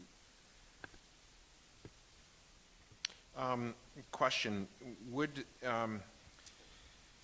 if the building permit fees that council has just passed in principle were ultimately passed, would that fully cover the 20 to 25 or the 30 hours of the new position? As it stands for the remainder of this year, I'm sorry, just to clarify, I'm saying in a new year with new fees and the new position, all like transitions all done, would the new fee schedule, new increased permitting fees, cover the cost of the individual? I can't honestly say. It's dependent on building activity, and that varies year to year. The trends that we're seeing, that we've seen the last 4 years, would indicate so. But if we're starting to see a drop off because of interest rate hikes and just a general lack of new building, it may not. We will be hopefully seeing more lands serviced in Thames Springs West next year. So this year there was how many new homes built, Mike, in Thames Springs West? They will virtually build out all 72? Yeah, 76 lots. There's probably 45 underway right now, maybe 50. There's quite a bit going on. And then we're hoping that next year we'll see the same activity in Thames Springs West. Yeah, we got a lot of rural houses. We got Kingwood coming on. I mean, it's crazy times right now to try and do anything in our department. Second question is, so my understanding of the way that building permit fees can be spent are on the delivery, operational or capital, of building permitting services, correct? Correct. So, so for instance, the CBO's time is, I think, nearly 100% on building permitting fees and paid entirely then out of that, right? Maybe not 100%, but. Drainage comes a portion of it. Right. Okay, Yeah. so it's minus drainage. And then something slightly less than that then for Matt sometime in bylaw.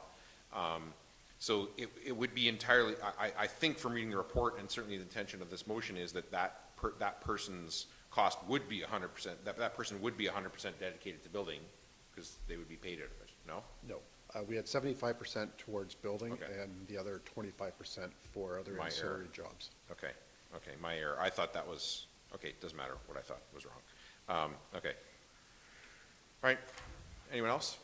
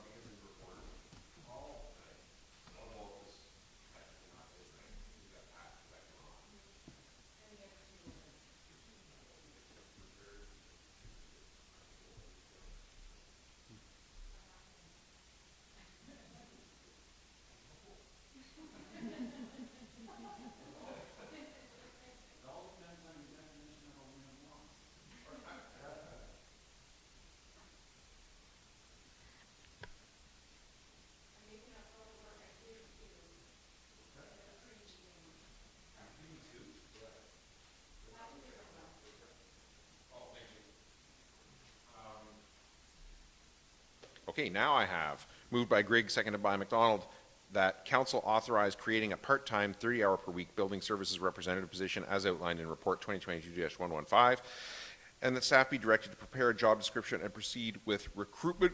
Katie is the mover. Do you want to speak to it? I have a notice of motion coming up that's very long, and you're yawning through these short ones. So, no, how I spoke in opposition to Paul's, I think, speaks for why I've drafted it this way. Steve is the seconder. Do you want to speak to it? I want to. Paul. Same thing as I said previously, that I don't necessarily agree with it, but what I proposed was not accepted by the rest of council. The bottom line is we need more staffing in the building department, so I will support the motion that we hire staffing. All those in favor? Opposed? That is carried. And 10 boards and committees. So I have a separate one to support A, and then I have another one to receive and file B through D. Is everybody good with that before I go any further? Moved by Grigg, seconded by Mitchell, that council support the Community Schools Alliance Resolution re Rural and Northern Education, and that this resolution be forwarded to Oxford County Council, Oxford MPP, the Minister of Education, and the Community Schools Alliance. Does anybody want to speak to that? All those in favor? Opposed? That is carried. And moved by McDonald, seconded by Mitchell, that items 10B through 10D be received and filed for information purposes only. Did anybody want to speak to any of those? Katie. Can I ask a couple of questions? I don't have any motions or anything. Absolutely. I just wanted the call for nominations for Community Schools Alliance. Those are 3-year terms, and there's 3 members that are coming up expired. I was just curious if you were one of those 3 members. I am not. Okay. And I also had a follow-up question about the Community Schools Alliance virtual annual meeting.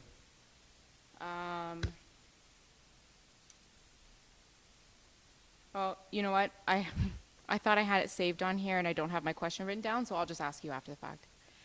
Once I remember later. Yeah, thank you. Sorry. Moved by McDonald, seconded by Mitchell, that items 10B through D be received and filed for information purposes only.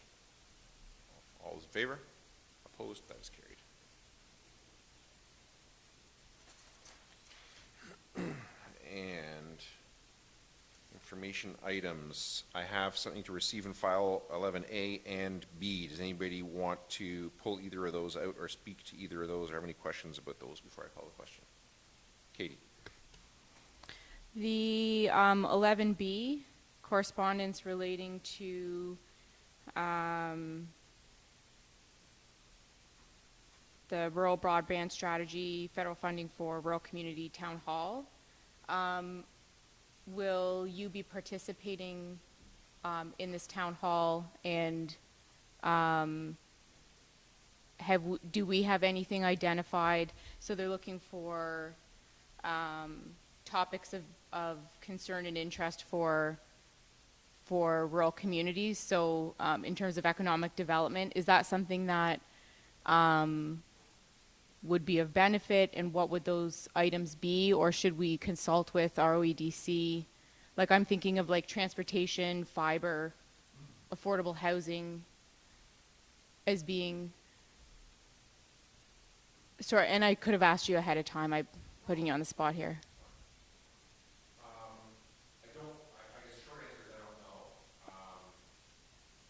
Sorry, short answer is I don't know. I had not really,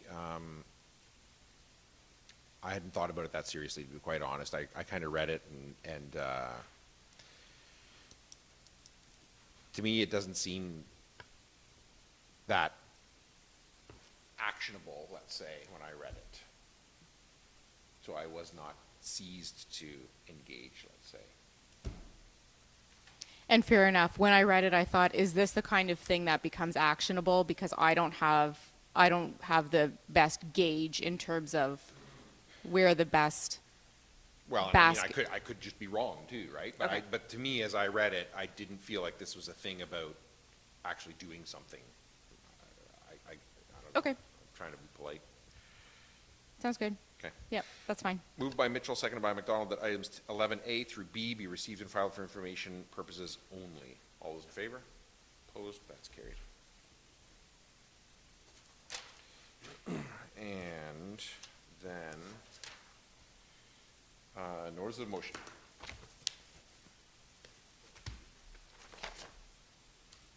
All right. So this is long, but it's at least partially my fault. But I'm only going to read it once. Oh. All right. Moved by Grigg, seconded by Mitchell. Whereas Zorra has 3 TVDSB elementary schools, each with its own unique capacity issues, and whereas those schools are integral to our local communities, where traditions, activities, and events are introduced, maintained, and evolve, creating a sense of pride, loyalty, and belonging with students as the beneficiaries, and whereas the TVDSB acknowledged the unique challenges and support and opportunities of our rural schools, as endorsed through the formation of the Rural Education Task Force, and whereas Council has adopted a school retention plan developed by residents on our local school committee that specifically requests for communication and notification on an ongoing basis from all relevant school boards of any areas of study considering possible consolidation, closure, additions, or new builds, and also requests annual planning reports from all relevant school boards for all schools and possibly related affecting schools, and compare municipal growth forecasts and school boards' growth forecasts, identifying any discrepancies. And whereas the TVDSB passed a resolution at its October 4th, 2021 board meeting committing to the same, and whereas the TVDSB Rural Education Task Force work was stopped before it was complete, therefore be it resolved that the Township of Zorra requests a renewed commitment from the TVDSB to work collaboratively with the Township to clearly communicate when an attendance area review and/or boundary adjustment review is conducted, and that capital additions utilizing flexible modular construction be considered, and that the Township of Zorra will not consider but will actively oppose possible closures or consolidations, and that this resolution be forwarded to the TVDSB Board, Oxford County Council, Oxford MPP, and the Ministry of Education. Katie is the mover. Did you want to speak to that? So it's a long motion, but it's not saying much new. We have 3 fantastic schools in our municipality, and these schools and the education that's administered through them to our children is very important to council, because it's very important to all residents of Zorra. School concerns are one of the top things that I get contacted about from residents, and one that, on the surface I can say not my responsibility, but digging in a bit deeper, I think there's many opportunities for advocacy and collaboration to help get the best opportunities for our communities and our schools. We also had our local schools committee that developed our school retention plan that as a council we endorsed on December 2nd, 2020. And what you're seeing in this motion here is essentially just some pieces out of that school retention plan, specifically items 5 through to 8. Item 8 is that we forward this resolution to the Thames Valley District School Board Rural Education Task Force and Oxford County for support. As you may have heard in the news, there was the Rural Education Task Force, the work was stopped before it was complete, so our correspondence that our school retention plan that we endorsed and forwarded to that task force, then we don't really know exactly where that's gone or if it's still relevant. We've also committed to maintaining this advocacy through our school retention plans. So I think this is a really great time to bring our concerns and our expectations of communication and collective problem solving back to the table, back to our newly re-elected provincial government, and with the task force gone, to the school board direct. Paul is the seconder. Can't add much to the motion itself and what Katie just said, other than that given the actions of the Thames Valley School Board over the last 2 months, I think this is a reasonable position to take to move forward or try to get that task force report made public, and also in light of the fact that the rapid growth in Thamesford is probably going to lead to an overcrowding in the Thamesford Public School, and it would be nice to be involved in how that is going to be handled for our present and future residents. No, it's straightforward. I think it highlights everything we've been talking about in the last few months. I mean, you two know I have no love lost for the Thames Valley District School Board, so no, I'm all for it. I want to thank Katie for her work on this. I mean, it's obvious that some of me is in this, but I did go to her as a result of talking to representatives of the various parent councils at the different schools who contacted us about specific issues for each of the schools, and the conversation was frustrating because the answer was, well, we had a local school committee and they recommended things that would help you address those issues, and the school board said, yes, we should do those things, and then has not done those things that they said they would do. And that's really where this is coming from is, as Katie said, we're willing to do what we said we would do. Are you willing to do what you said you would do? And if you did, then our residents would probably be perfectly happy with the services they're getting. But apparently we do need to ask again, so I think we should ask again on behalf of those residents, because it seems to be the only way that they can get this answer. So, all those in favor? Opposed? That's carried.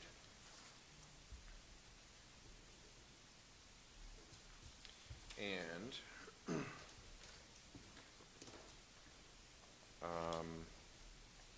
bylaws. Moved by McDonald, seconded by Mitchell, that bylaws 42-22 and 43-22 be taken as read a first, second, and third time and finally passed. And further, that the mayor and clerk are hereby authorized to sign the same and affix the corporate seal thereto. All those in favor? Opposed? That is carried. And calendar.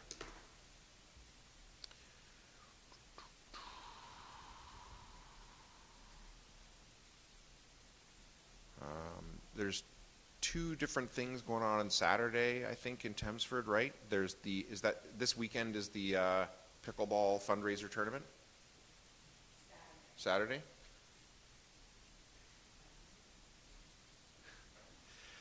And then I think the Trojans are having a rib and brisket fundraiser dinner at 6 o'clock on Saturday. Yes. And then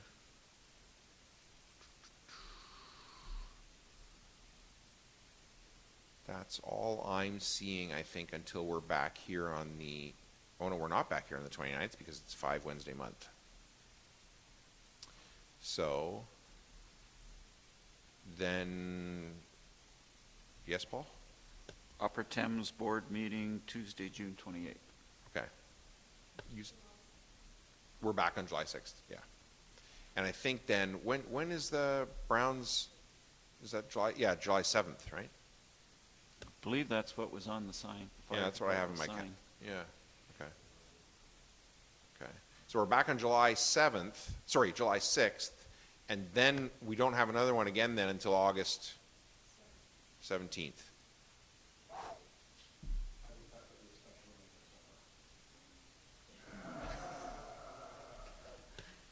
Yep. That's what deputy clerks are for. It's fine.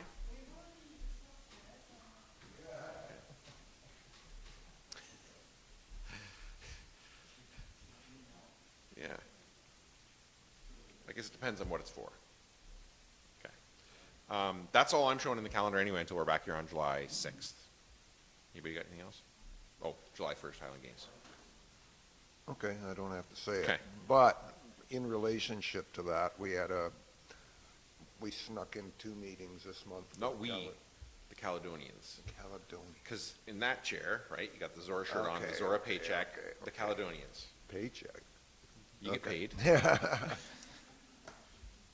There was a vote took place to get 2 free passes for his Ukrainian mom and dad, and their daughter gets in free anyway.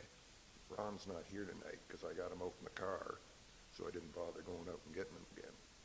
I don't even know where he lives or how to get him to him. Yeah, his address is on the website.